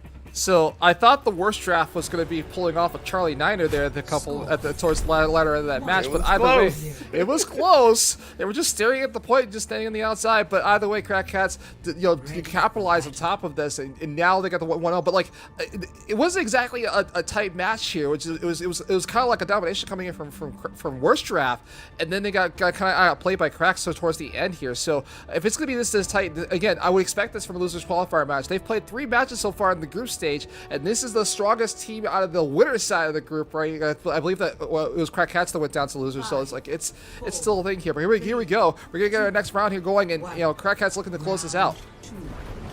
Yeah, ideally they want to be able to try to take it away as quickly as they possibly can. We do see a little change in composition here. Crack Cats opting for the Wrecking Ball Diva over the traditional dive we're seeing from Worst Draft, where RXB still sticking on that Doomfist, looking to use the walls here on City Center to their advantage. I mean, if it ain't broke, don't fix it. I mean, RXF is getting a lot of value with the Doomfist whatsoever. Drifter's still staying on the Reaper as well. I mean, he didn't get a lot of value out the Death Blossom ultimate, but he did, work for the team. But Wojciech is going to get on the board. Yeah, we're seeing a lot of support kills coming in this tournament as well. So like, I'm not used to seeing Zenyatta in the kill feed, but it's making it work.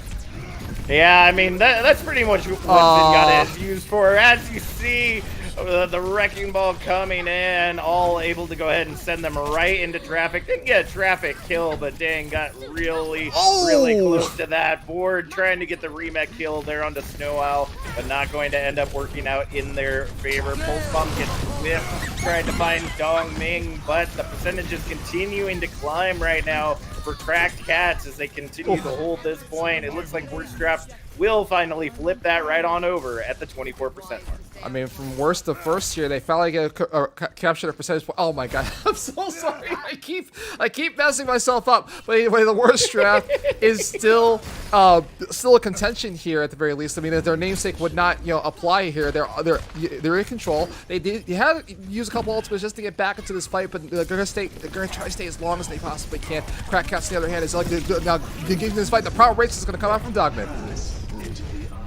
Transcendence now coming out as the EMP hits many of the worst draft team. Thankfully, the sound barrier of Tenacity saving the day right now. Big Heat coming in onto Snow Owl's Pulse Bomb, but the pick still coming in for Crack Cats, providing that additional flanking measures of their team. The percentage continuing to climb for worst draft right now. The great thing about Control, as long as you can stay on the point, that percentage climbs, but the Meteor Strike doesn't come in fast enough. The point flips, and worst draft are going to have to try again as Crack Cats take control. So there's a little bit more back and forth here, Corey. Not exactly pure dominance coming from Crack Cats, but definitely you have the team prowess to pull this off. And they didn't have to. It didn't cost them a lot of ultimates. Just needed to just get some key picks off of the worst draft. And they tried to do a primal race to turn the fight around, but once they lost that tank, that was kind of the end of the battle. So now worst draft is going to have to look towards the future here and see if winning is in the cards for them. If they're the worst. Sorry, I gotta stop this. I gotta stop this. This is like I'm turning into you as time goes on. The goal of making the dad puns is you make them obvious, but you can't respond to them, Will. That's the way that it works. Yes. Self-destruct coming in from board. RXP ends up getting the pick onto Zest. Despite that EMP being online, couldn't get it out in time. And the picks just continued to flood red in the kill feed at the 77% mark. Crack Cats lose the objective to worst draft as they retake control.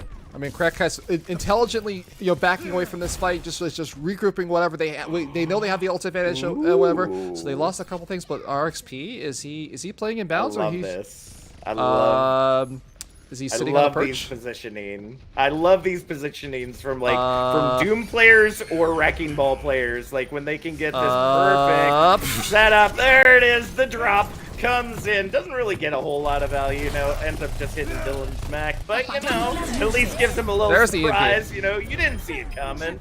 The self-destruct, Pulse Bomb, and EMP all invested from Crack Cats. They want to take this back and finish it out as quick as possible. Team kill comes in, but there's still one, maybe two fights left here on City Center, and a chance for worst draft to take it back. I mean, that whole fight looks like surgical from Crack Cats. Like each ultimate picked out two members of each side, and so now the worst draft, we'll have at least a couple ultimates to their names, but not by much. Well, I guess the Doofus Meteor Strike will come out as well. But here comes this last fight. All right, Transcendence coming out from Watch Tech, trying to create some space. Keep the team alive. Meteor Strike, Blossom, Unleash from RXP, and Drifter ends up finding Watch Tech as the rally now comes out from Deco. Primal Rage of Dongming sends them out of the line of sight, keeping that healing and armor away from the team. Pulse Bomb and Minefield end up getting littered on the objective by Crack Cats, but not really finding much anything just yet. Dongming and RXP do end up falling, and overtime is taking away worst draft. Have to lock this down, but they cannot. As Crack Cats claws out, go ahead and lock down Oasis 2-0, taking the first match of the losers finals.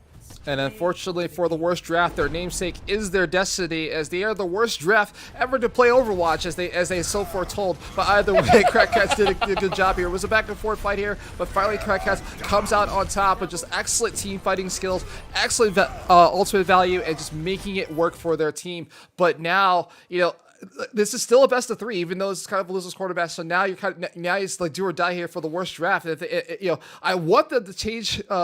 I want them to change their namesake and change their fate, but I'm not sure if they're gonna call themselves the worst draft. You're kind of working against kind of against fate, don't you think? True, but I mean, if you've made it this far in the tournament being named the worst draft, I don't think your name is necessarily going to be holding you back at this point. And I mean, worst draft definitely put up a really good fight. I like the kind of unique play style that we're seeing coming out from them. Obviously, they are not a team that's kind of slave to the meta. That we typically see, but the issue with not being a slave to the meta is that you actually have to perform while being outside the meta. The reason the meta is there for a reason, it's because it's the best thing that works right now. But with the meta kind of being a little all over the place right now, there are particular compositions that really work kind of better than others, but all of that is sometimes about execution. So maybe they were just trying things out, seeing what they could make work, and now they're going to buckle down, maybe submit back to the meta for the next round. We're going to be heading to hybrid, so they're going to have plenty of choices on the field if they want to bring that Doomfist back out, or maybe they want to change things up, go for a little bit more traditional brawl or rush. Kings Row is always a favorite amongst these competitive teams. Yeah, I think on stream today, I don't think we've seen any other hybrid map but Kings Row, so that's going to be my default I'm not guess. Surprised. But we've definitely seen some. No, actually, I take that back. We saw Numbani for one of them, so I apologize. Nice. So that was Numbani, and it did work into that other team's favor. Like they picked that, and they won on that map, so it was kind of a counter pick. But either way, I mean, Kings. Yep, it's going to be Kings Row yet again. I mean, I tried to will it into existence, and then I cast cursed it. Cursed it into existence. So the worst draft picks the worst map in the whole. See, God, I gotta stop this.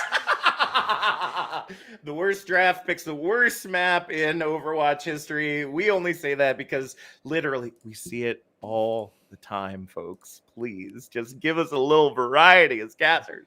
But we know the reason that it's picked, right? Everybody loves Kings Row. Everybody's practiced on Kings Row, and everyone thinks that they're better at Kings Row than the other team, although that doesn't always work out. So I'm really hoping that Worst Draft have been keeping their eyes on how well Cracked Cats has been performing, and again, maybe they might have a unique strategy that has been bringing them as far as they've gotten so far in the tournament. Yeah, for sure.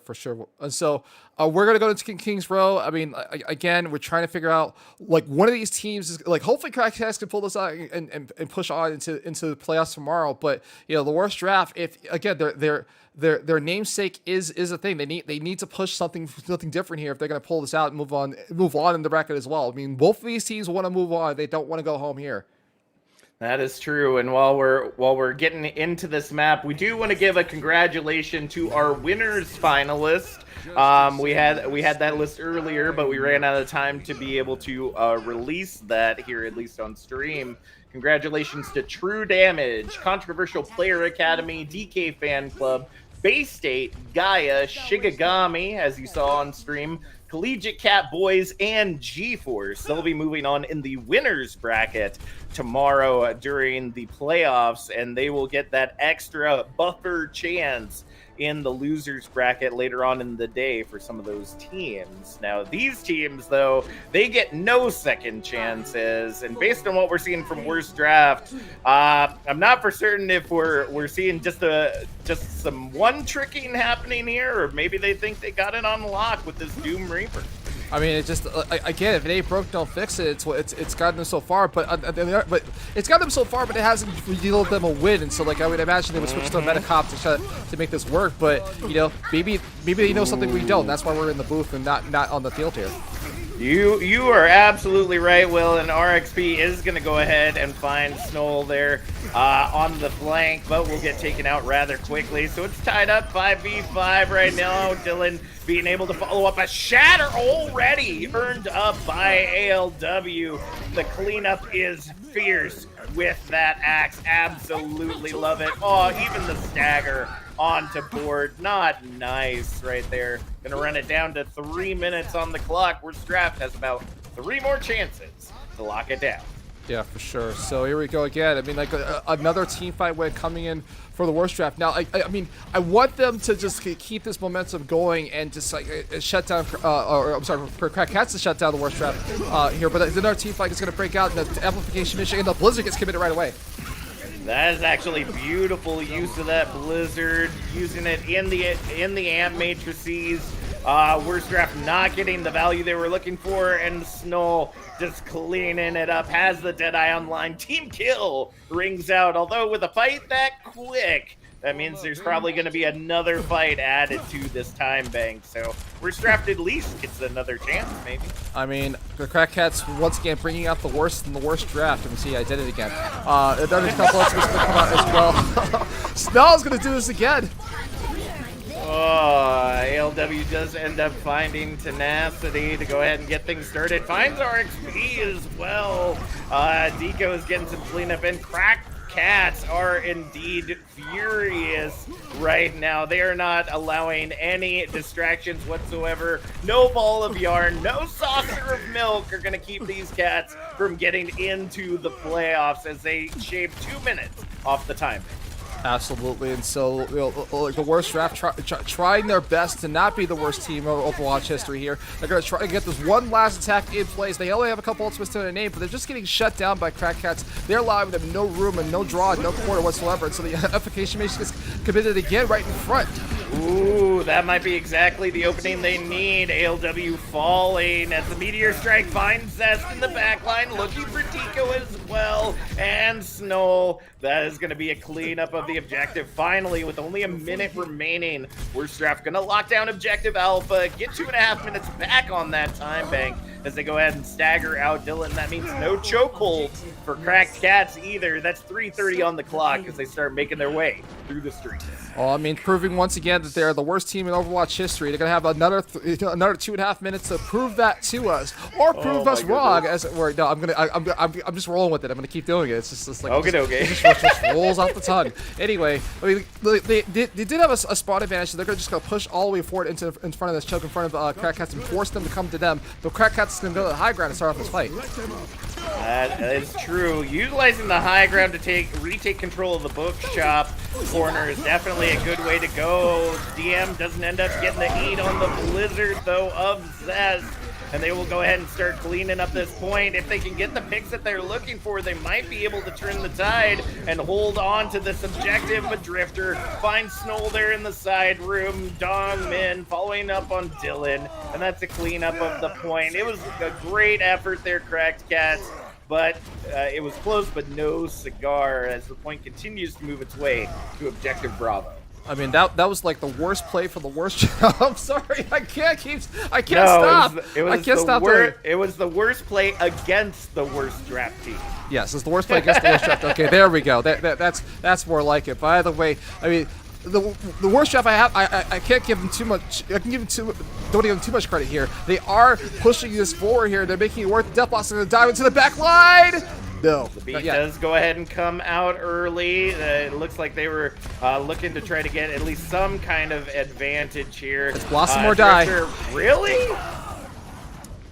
Oh, that's unfortunate right there. Drifter, you know, being that Reaper that we know in our comp games, thinking, oh, I can take it. 1v6, I got this. You're going to want that Blossom back, buddy. You're going to want it back. Yeah, probably. And so, a minute and 37 seconds left on the clock.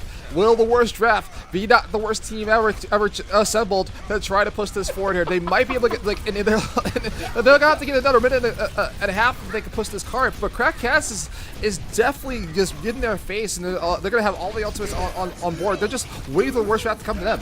Ooh, big eat there from board. That might create the opening that they're looking for. Snow going down to the Meteor Strike, and the cleanup comes in fierce from the worst draft. They're going to go ahead and lock in objective Bravo. Team kill rings out as they go ahead and make their way into objective Charlie. I mean, I'm not sure what happened here with the worst drafted team. And, like, Crack Cats had the ultimate advantage, it's just they didn't get a lot of value for it or whatever. And worst draft just kind of like swarmed on top of them and collapsed right on top of the weakened members and cleared them all off. I mean, you would imagine if Crack Cats had blown three ultimates, they would have had at least a couple kills to follow up for it, but it didn't work itself out. And so now this Reaper Duke combo that we didn't think had that much value in this meta so far is proving us wrong. They're making us eat our words. They're committed to this all the way to the end. I mean, it's not the worst draft in the world, but I mean, I guess it's moving forward.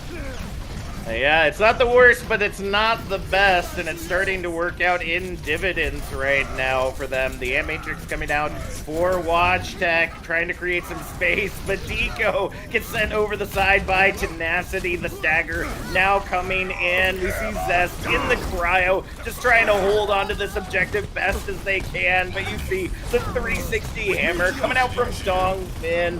ALW coming in now on the wrecking ball. Spin to win, but RXP is just dominating the objective. Wait, did RXP? No! Got sent over the side by the spin to win. Unfortunate right there. The spawn advantage still working out in Crackcat's favor, and Worst Draft probably do the best thing that you can do on Hybrid. They get over a minute on the clock, and if they can hold a better defense, that means they will get more time added to their bank against Cracked Cats should they go into extra rounds. All right, and so now, I mean, at least they complete. It's actually kind of funny. They don't have the same time back. I was gonna say that there's a previous match on Kings Road that I thought they had the same time back at it was 121, not 112. But similar numbers as it were. But either way, they do complete the map. The Worst Draft is proving us wrong once again. That Reaper Doom combo worked out to the end. They were actually touching the spawn doors. It looks like towards the end here, and then it was like kind of a last minute fight for the point. But they do complete. They do give us some breathing room at the very least. And so now Crack Cats will be on their attacking phase, will have to get all the way to the end in order to push us to extra innings. Or the Worst Draft could prove us all wrong and not be the worst draft in history and hold them just like Crack Cats did early on. Now, it's also very weird for me that like Crack Cats were so dominant. They got them down to maybe about less than a minute on the first before the Streets phase, but it just kind of like one team fight lost and then collapsed, and then the second one at Point Bravo, and then Point Charlie was just another team fight lost and then pushing forward. And so, I mean, I'm not sure if it's fatigue or late, time has gone on in the day, but the Worst Draft was looking poised here to maybe push us on map 3, and they might have the advantage if they get to it. That's absolutely true, Will. And, the way that I like to look at it is that sometimes, teams, they feel like they're a little dominant, they're a little eggplanty, if you get the reference. They think that they've got it in the bag, and then it comes to bite them in the keister, and I think that might be what we're seeing here. Crackcats coming out with some very interesting moves on their defense, but now they have a chance to redeem themselves. Snow, they're on the flank, trying to keep Drifter at bay. RXP, though, coming out on the main this time around, going to provide a lot of crowd control to help out the rest of the team get more of a bunkerish style rush that we've been seeing here, and a perfect Maywall to go ahead and zone folks out. Doesn't get the picks, but is going to force them back into spawn for a moment. All right, so that's one team fight went down, but now they gotta rack up a few more here if they're gonna shut down Cracked Cats and move into map 3 here. But like the Worst Draft is playing the meta finally. Well, I guess Drifter is still in the Reaper, but like the May has come out, as you mentioned, from RXP, and now the value is coming forward. Here comes another fight. That's true. Drifter looking for the flank, really wants to keep Snow out of this fight. Dong Min, though, taking advantage of the fact that the Cassidy isn't there to stun them out because they're being distracted, and they're just running in, hammer swinging right now. Dylan is going to go ahead and get D-Mech there. Is going to be able to make it back to spawn, but that's going to be 39%. Yep, they're going for the force reset. 39% ultimate charge loss on that Diva self-destruct. Yeah, I was gonna say, it's like what's worse than a Stagger Diva? One that has to reset, even got D-mech'd. And so here we go. Crack Cats like a little worse for wear here. Like oh no, the Deadeye gets RP out of the fight initially. Yeah, they were looking to try to hold that line. Unfortunately, self-destruct goes back. Shatter ends up finding 3, but the damage is too much. The beat of Deco is keeping everybody in line, and Watch Tech is just feeding the in Shatter right now. The axe goes down. ALW using it to create the space that is needed. First tick on the board. With 2 minutes still remaining on the clock, we do see Tenacity roll on in, but they're not going to be able to keep that point in tow. 4:15 on the clock as the payload unlocks, and we see Crack Cat take the pursuit. All right, so now on the Streets phase here, I would say a similar tie-back to the previous attacking phase from the worst draft the team in Overwatch history. But either way, they did a good job to at least whittle away the timing from Crack Cats. But they definitely have the spawn advantage here, so Crack Cats is going to play a little bit back. And worst draft is just diving right in, even though they got a man in the background and the Blizzard's going to get committed to the fight. That is true. Blizzard's coming in both directions right now, but I'm done. I had to look around the corner there just to be able to see the second one. It's on point and it's holding the line. But that line is quickly going to be crossed by Cracked Cats. They're not going to be able to hold the choke like they were planning. But, board getting held out again. Unfortunate.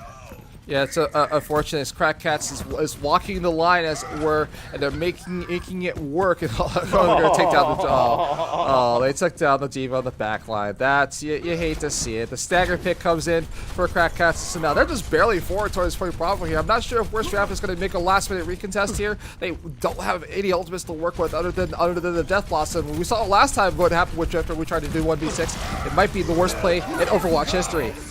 That's true. Well, if they can at least get in there and get the Diva out of mech, that might have worked well for them, but they weren't able to take advantage of that fact. Snow on this high ground has the Deadeye ready and raring to go as they go ahead and take objective Bravo. 4:10 now on the clock as they are looking to furiously make their way through Point Charlie, already making their way into spawn. Crack Cat's not worried whatsoever. RXB and Dong Ming go down. 10-player kill streak being locked in there for ALW, and the Amp Matrix creating even more space with all that damage. It looks like we may be heading into, well, no, it's not there yet, but really close to final fight territory. Yeah, I wouldn't say it's just yet. They've got one more fight to go here before, or at least two more fights. Unless they can let this card go forward, yes, and Worst Draft is probably going to get back to this fight, and they have the ultimate edge as well. So, but not if he gets pinned. That Donovan goes down right here. That's right. We see the blast coming out in the backline. Drifter able to go ahead and put the team on their back, grabs the quad kill, and finally will shut down Crack Cats, trim those claws, and send them back to spawn. But there's still 3 minutes on the clock they got to wear out if they want to tie up the series. I was gonna admonish Drifter for holding on to that ultimate way too long, but he actually picked the right opportunity to pull this off. The Blizzard weakening all the members of the team, then the Death Blossom just follows it right up. I wish we caught it on camera, but here we go. The Dead is gonna come out for Snell. He gets shattered right because for spots.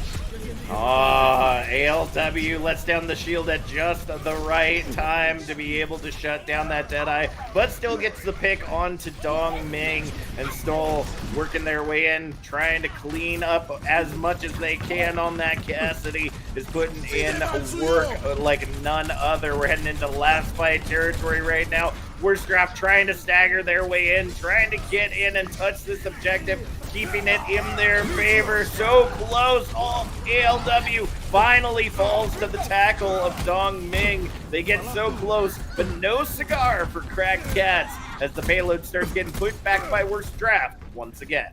I mean, it was almost a little bit too little too late. I thought they were just going to waltz right into the final objective here. So we still got a pretty healthy time bank. They might be able to finish with better time, but it doesn't matter. Kind of like less than 2 minutes phase here. We're just going to see if Crack Cats can take their time. They can get this one last fight in. They're gonna have the ultimate edge coming into this next fight, but not by much. They're going to need to just be surgical like they were last time on their attacking phase and pull this out.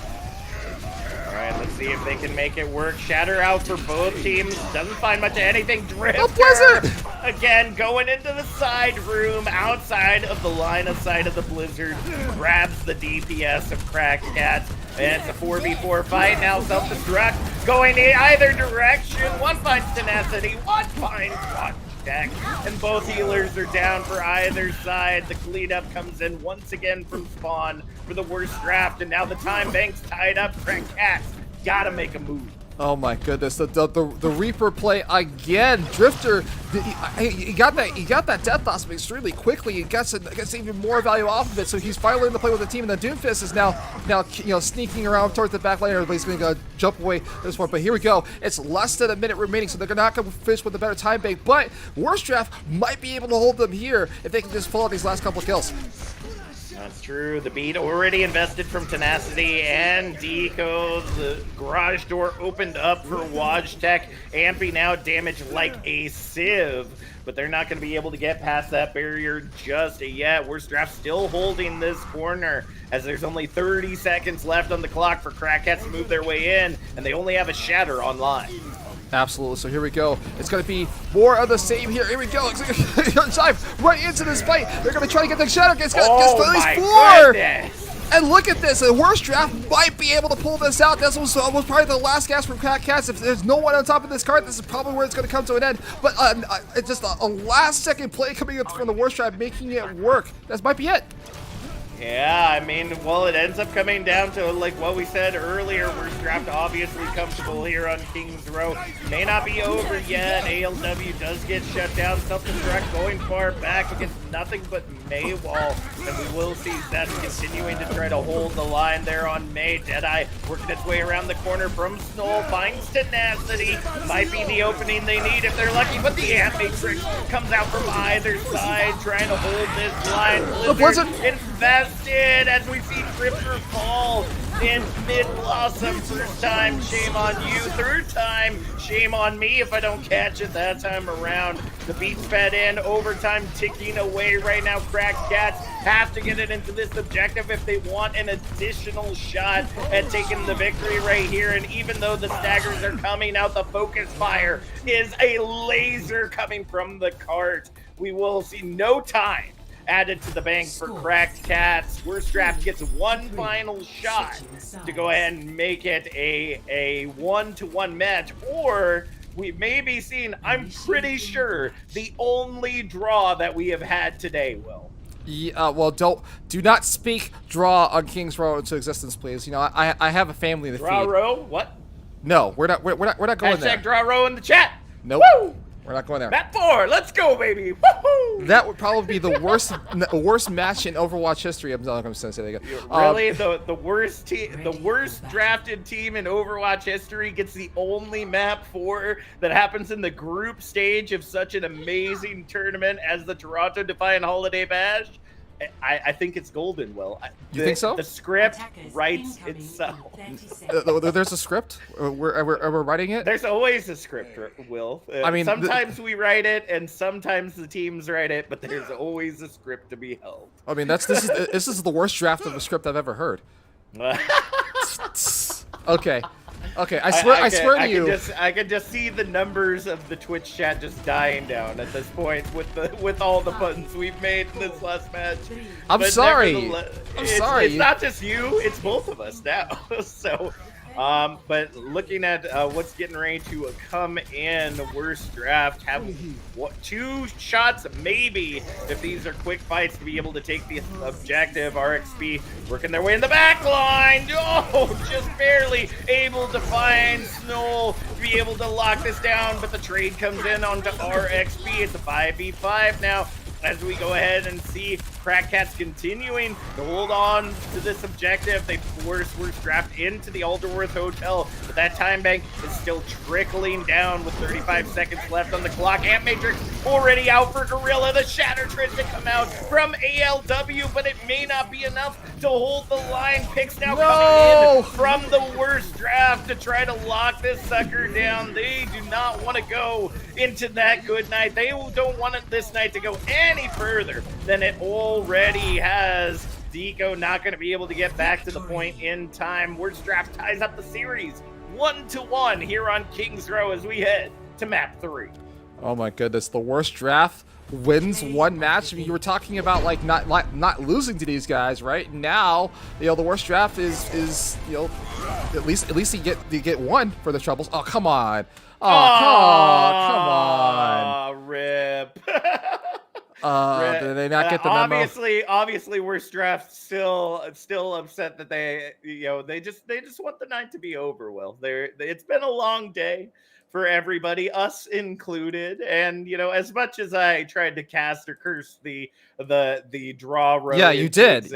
I tried. I really invested it. You should try. You almost did it. You almost willed it into existence. I ended up caster cursing it in the opposite direction. It's unfortunate. I should know better by now that it's always opposite day here in the casting booth. But with things tied up now, I mean, these two teams, like many of the teams that we've seen on stream today, have just been so close, right? And a majority of these teams, we didn't know a whole lot about coming into this. Like, we're familiar with a handful of them, GeForce, Death Computer, Gaia, Cracked Cats being one of them.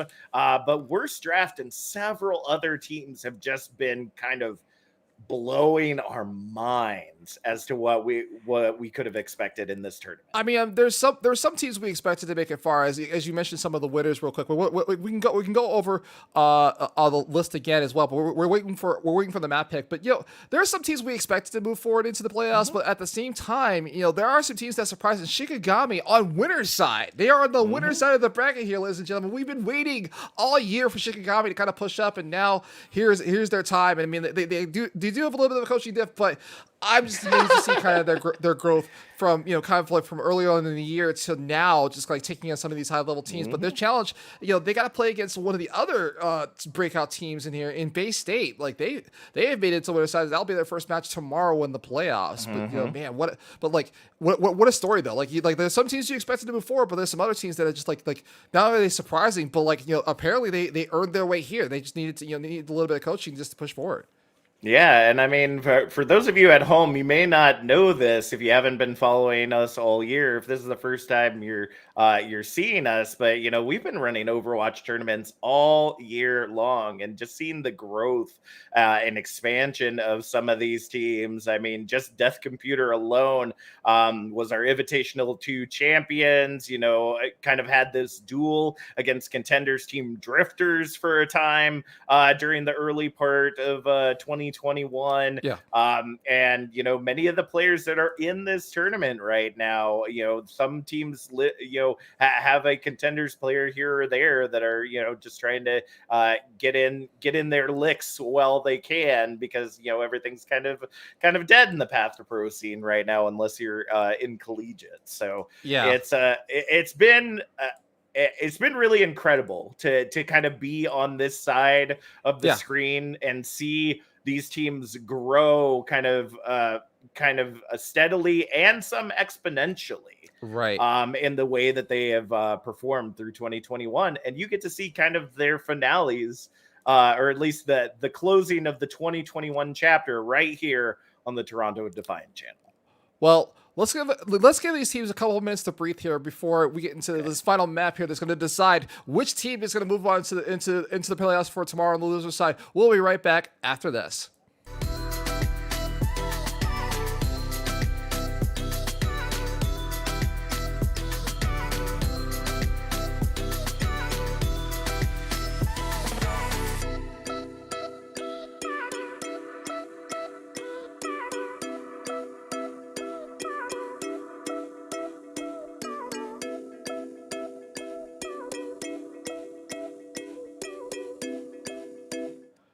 All right, welcome back, ladies and gentlemen. So while we were thinking that there was going to be a problem on the other side, we're actually getting into our final map, which is going to be Havana. And now, so now, this is where Crack Cats decide to make their last stand here to finish this out. But man, what a game, Yeah, and I mean, what better way to do it? I mean, Crack Cats have been showing that their rush is pretty aggressive, so I can't say that I'm surprised that Havana is the way that they want to go. We see this all the time with Path to Pro and collegiate teams, that Havana has become less of Widow's Bowling Alley or Hitscan Bowling Alley, and more of how long can we touch the spawn doors for, and trying to hold this first spawn for as long as they possibly can. Now, Crack Cats have obviously shown that they're willing to work within the meta to try to keep this working in their favor. But the question is, Worst Draft has shown a little bit of flexibility in the things that they are able to do. And since they are going to be coming out on the attack, can they make the room needed or actually it looks like Worst Draft is going to be coming out on the defense, apparently. So it's going to be up to them to hold these spawn doors for as long as possible. Oh, my bad. Let me swap. No worries. No, I think that's right. Crack Cats is blue. Okay, yeah. Okay. I was like, it's opposite. I promise you, it's opposite. Oh, did they? Yep, okay, because Dylan's on Crack Cats. Oh, yep, so they must have swapped and didn't let us know. It's okay. They get us sometimes as production. They don't let us know that things are swapped, and we find out at the end of the day. But you know what? It's okay. Let's see if RXP already in one of those positions again. It's a little bit questionable if you ask me, but either way, the fight's going to break out here. Oh, and finally, this is going to the back line. Oh my goodness. RXP, that's the wrong direction. I don't know if that was the way you meant to go.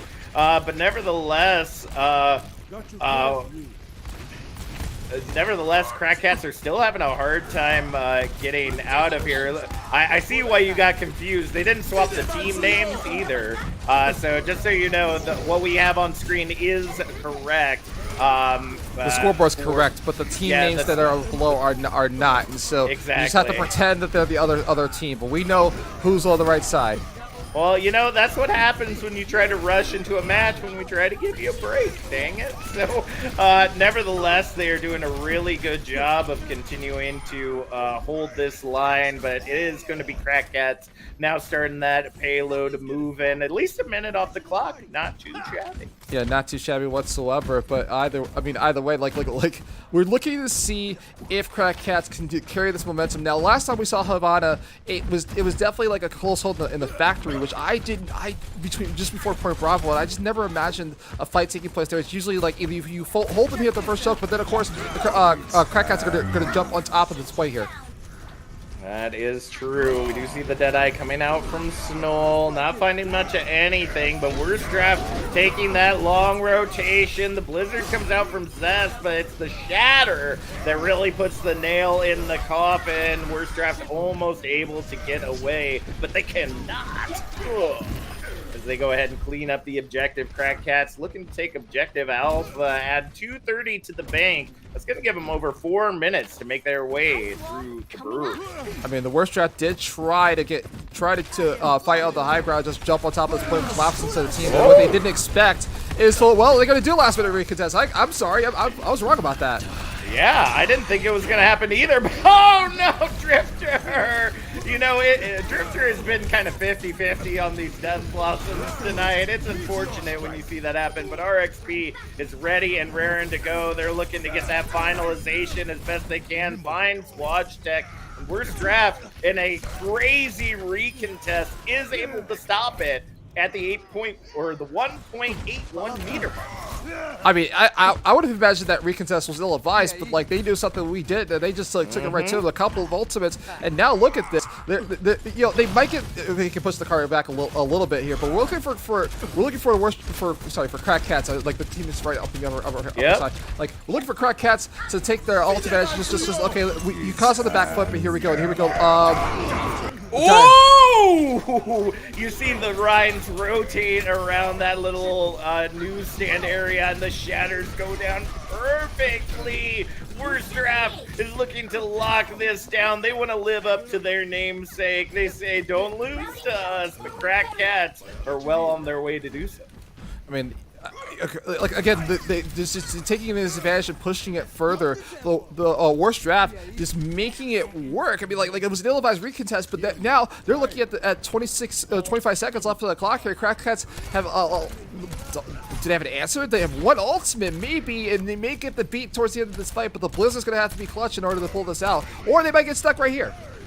Yeah, they're really going to have to lock it down, and, you know, teams have full held harder, I suppose. The Ant comes out, Dong Ming finds Deco. Oh, but the stun comes in. That Blizzard coming in from Zest gets eaten. Board, able to grab it right out of mid-air. No beautiful Blizzard here on Havana this time around, but Crack Cats are putting everything they can. Their feet are to the grindstone right now to keep this overtime ticking away. Meteor Strike comes in, the Immortality Field just barely saving the day, and Drifter has Tac Visor on line, ready and raring to go, but they're not going to be able to contest the point to be able to use it. There it comes, Tac Visor coming out, and Dylan tries to move the objective in. Look at this! They can, 2.85 meters, and the cleanup comes in fierce from Worstraff. The Tac Visor from the legs of Drifter ends up carrying them to victory as they lock it down here on objective Alpha. I mean, the Worstraff was yet yet almost another recipient of another Charlie Niner to come through, but they just stopped it just short before disaster, as it were, that last team fight. And so now, I hate to say it, but the worst draft seems to be working pretty well here. They've gotten themselves in a really good position. So now, Crack Cats don't have any choice but to try to pull a close hold, or at the very least, they cannot let them get any distance on the card, because the more distance they get, the easier it's going to be for them to finish this out and kind of steal this away from Crack Cats. I mean, I'm not going to lie. Yeah, worst draft pulled this out, but Crack Cats have been dominant this entire matchup here, and just small little mistakes is costing them the match. That's true, and it just seems that worst draft is just kind of working a little faster than Cracked Cats, right? I mean, just their rotations are solid. Drifter swapping over to the legs, in the middle of that round really ended up working out well for them. Not only did they get the additional kind of distance that they were able to kind of litter down on the objective, but also, you just got that high ground advantage as the Soldier 76. But Crack Cats, they're looking to do the meta thing. They're going to hold the spawn doors best as they can. They have to. Hopefully they can hold it harder. Yeah, they have to. They don't have a choice. If they let them get any room, that's just way less room to breathe. Then yes, they're going to do the exact same thing they did on their attack and just go hold them close. And the kills are starting to come in though, so Crack Cats is doing good so far. That is true. We do see the rotation on the outside here. ALW falling incredibly low, and somehow members of Worst Draft are able to get back into spawn despite literally being cornered away from the spawn door. Board does end up getting demeched. Only has 13, or only has a couple percents on the board, but they're going for the next hold here real quickly. I mean, Crack Cats is got the hold of a lifetime here. They're trying to keep this one. The Shatter just comes right in. They're going to look and see if the Dead Eye is going to be on top for Snarl. If he can just pull this up, the amplification matrix might zone him away. The Ant Matrix does push them away a bit, but they're still sitting on that cart. Just because you got the Ant Matrix out doesn't mean they're just going to tuck tail and run right now. Snow has the Deadeye online, ready to utilize, and Zest is coming up on a Blizzard as well. Crack Cats are sitting well to hold this objective, and it's only been 1 minute and 15 seconds. I mean, Crack Cats knows what is at stake here. We're seeing a masterclass in the close hold of the spawn doors. I don't even think the card is, well, the card is moved only 0.7 meters here, so here goes this next fight, but it's almost desperation time for the worst drafted team in Overwatch history. Are they going to be the worst drafted team and get full hold right here? Let's find out. Let's see if they can make it happen. We do see the Shatter coming out from Dong Ming. This may be the opening they need, but Deco is able to go ahead and drop that beat fast and fierce to be able to keep things going. Self-destruct coming out from Dylan, looking to get some additional picks, but going to be unsuccessful. They've been able to run 2 minutes off of that time bank, but it's not going to be enough for Cracked Cats. They're going to have to pull back as Gorilla coming in with that Ant Matrix litters the kill feed in good support battling fashion. I mean, the Gorilla being the elephant in the room here, the third DPS for the team for the worst draft. Now the cart is moving forward here, but if you're a Crack Cats, I'm a little bit worried here now because they might be able to get dangerously close to completing this map before the Crack Cats can get back and go on top of this point. And on top of that, the worst draft is going to have a little bit of built advantage as well. So here we go. This is looking like the final fight. The Crack Cats knows what's at stake here. The backs are against the wall.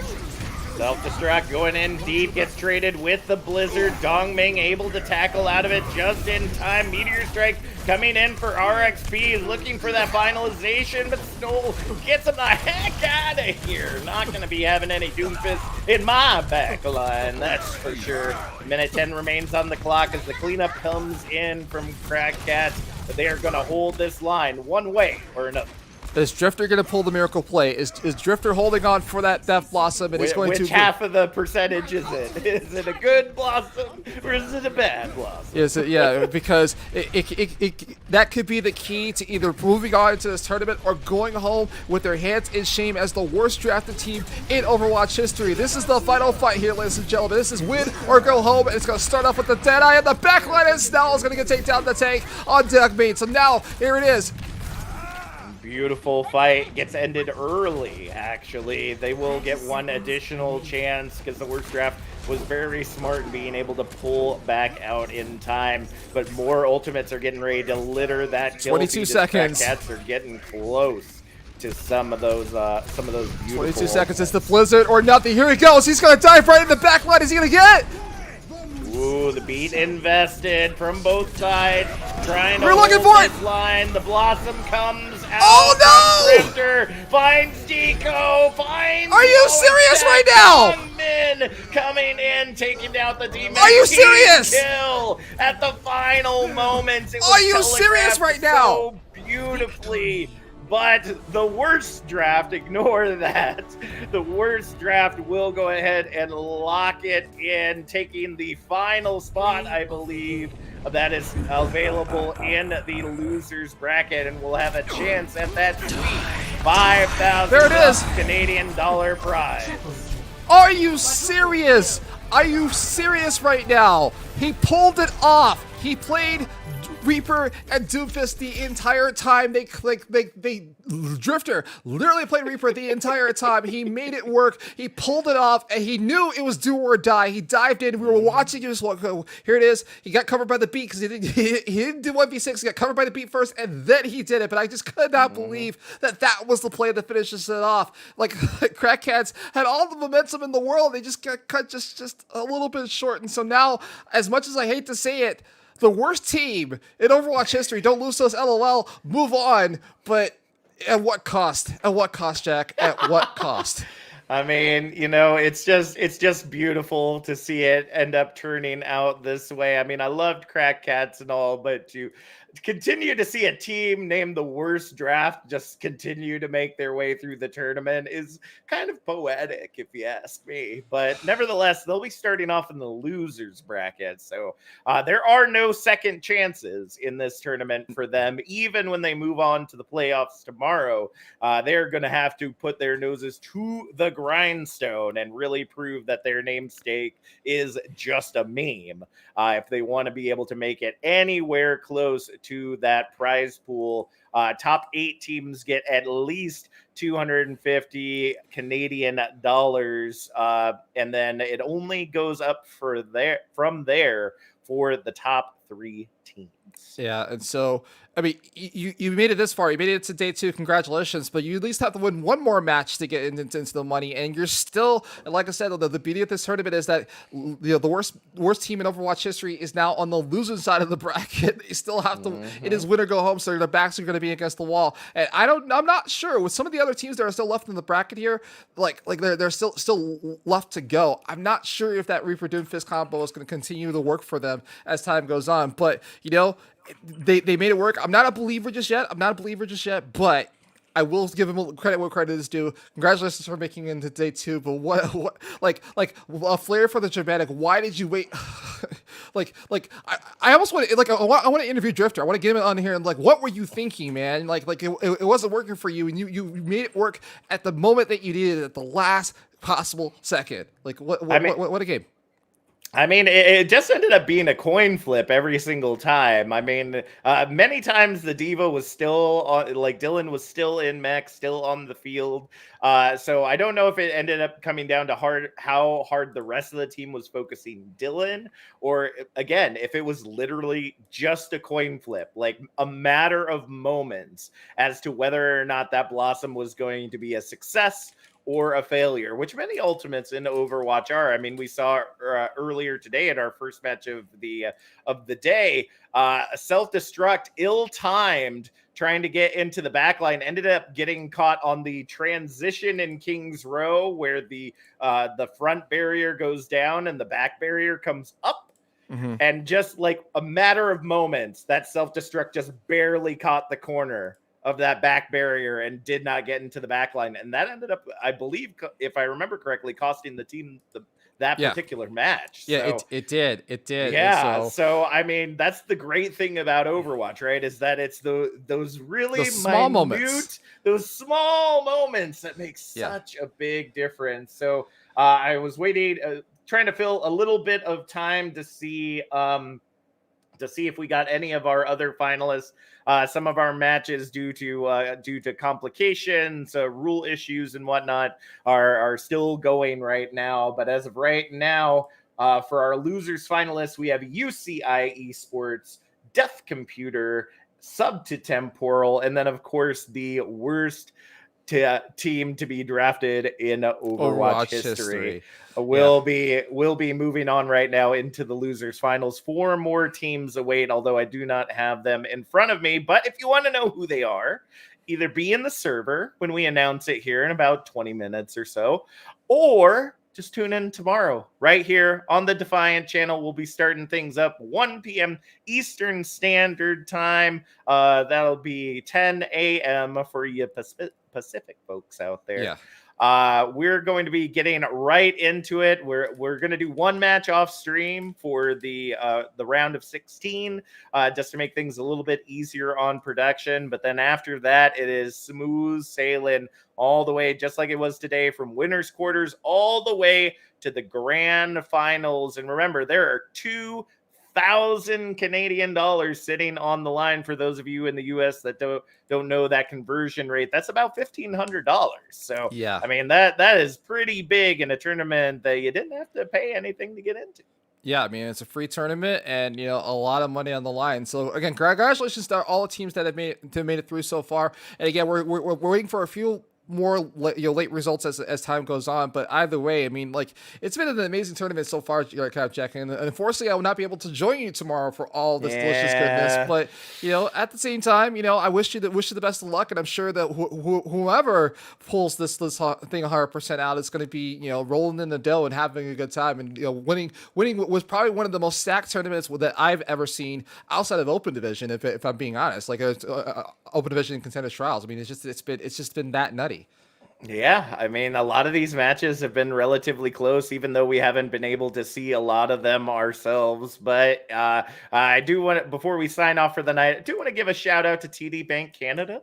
Thanks, our amazing sponsors coming in, helping out with the prize pool, helping us being able to take care of the staff that have been working tirelessly for the last couple of weeks and been helping out. Big shout outs to Frozen Goggles, Acronator, Lustica, Alex Yoshi. Those are our admins that you've seen been running the event, to our amazing caster, Lord Ethan, that was here earlier tonight. You'll be seeing them again tomorrow, as well as some other amazing casters. And thank you so much to our production folks for Evanescence and Vinicius stepping in last minute. We had some production folks had some family emergencies, had to step out, got sick, whatnot, and were able to step in the last minute and help us out. We greatly appreciate all of you so much for helping us out with this event. As crazy as it's been, Will, I am looking forward immensely to what the playoffs hold tomorrow. And also thank you to Dean and Dre from Overactive Media and giving us this amazing opportunity to not only run the event, but the production was a little bit of an afterthought, and I'm glad that we were able to kind of pull this off, and like all the crazy views and people that are watching and everything else. And so this has been an amazing experience for me. Of course, it's gonna go like this has already been a crazy year for me to begin with, right? But just just kind of the cherry on top is that I get to have a little bit of credit and say, hey, we did this on the Toronto Defiant channel, so you can't take that away from me whatsoever. So that might that's my curtain call, guys. I'm retired. I'll see you guys. I'm not going anywhere anytime soon. But as you mentioned, thank you to everyone that's for the support, for if you tuned in, if you played in the tournament. I know it's it's large format in a couple of days. Let the Toronto Defiant know that you want kind of more events like this, because if we can definitely take feedback and refine it. We might be able to do something like this in the future, and it might be even bigger. Who knows, right? Because this was definitely we didn't expect this kind of response for the community, but it was definitely cool to kind of see it in action and play out. So, any final thoughts, Jack, or are we still stalling for time, or are we just trying to? No, we weren't really stalling for time. We got. It looks like we did get one additional team. Stellar Remnants are gonna be moving on as well. But the other 3 teams, I know one is pretty far behind. So, like I said, if you want to see the results, either be in the Toronto Defiant server or just check out tomorrow's stream, and you'll be able to find out who's going to be going in. But thank you so much for watching, folks. We greatly appreciate it. We'll be back tomorrow with more amazing coverage of the Toronto Defiant Holiday Bash. Have a good night, and we hope to see you tomorrow.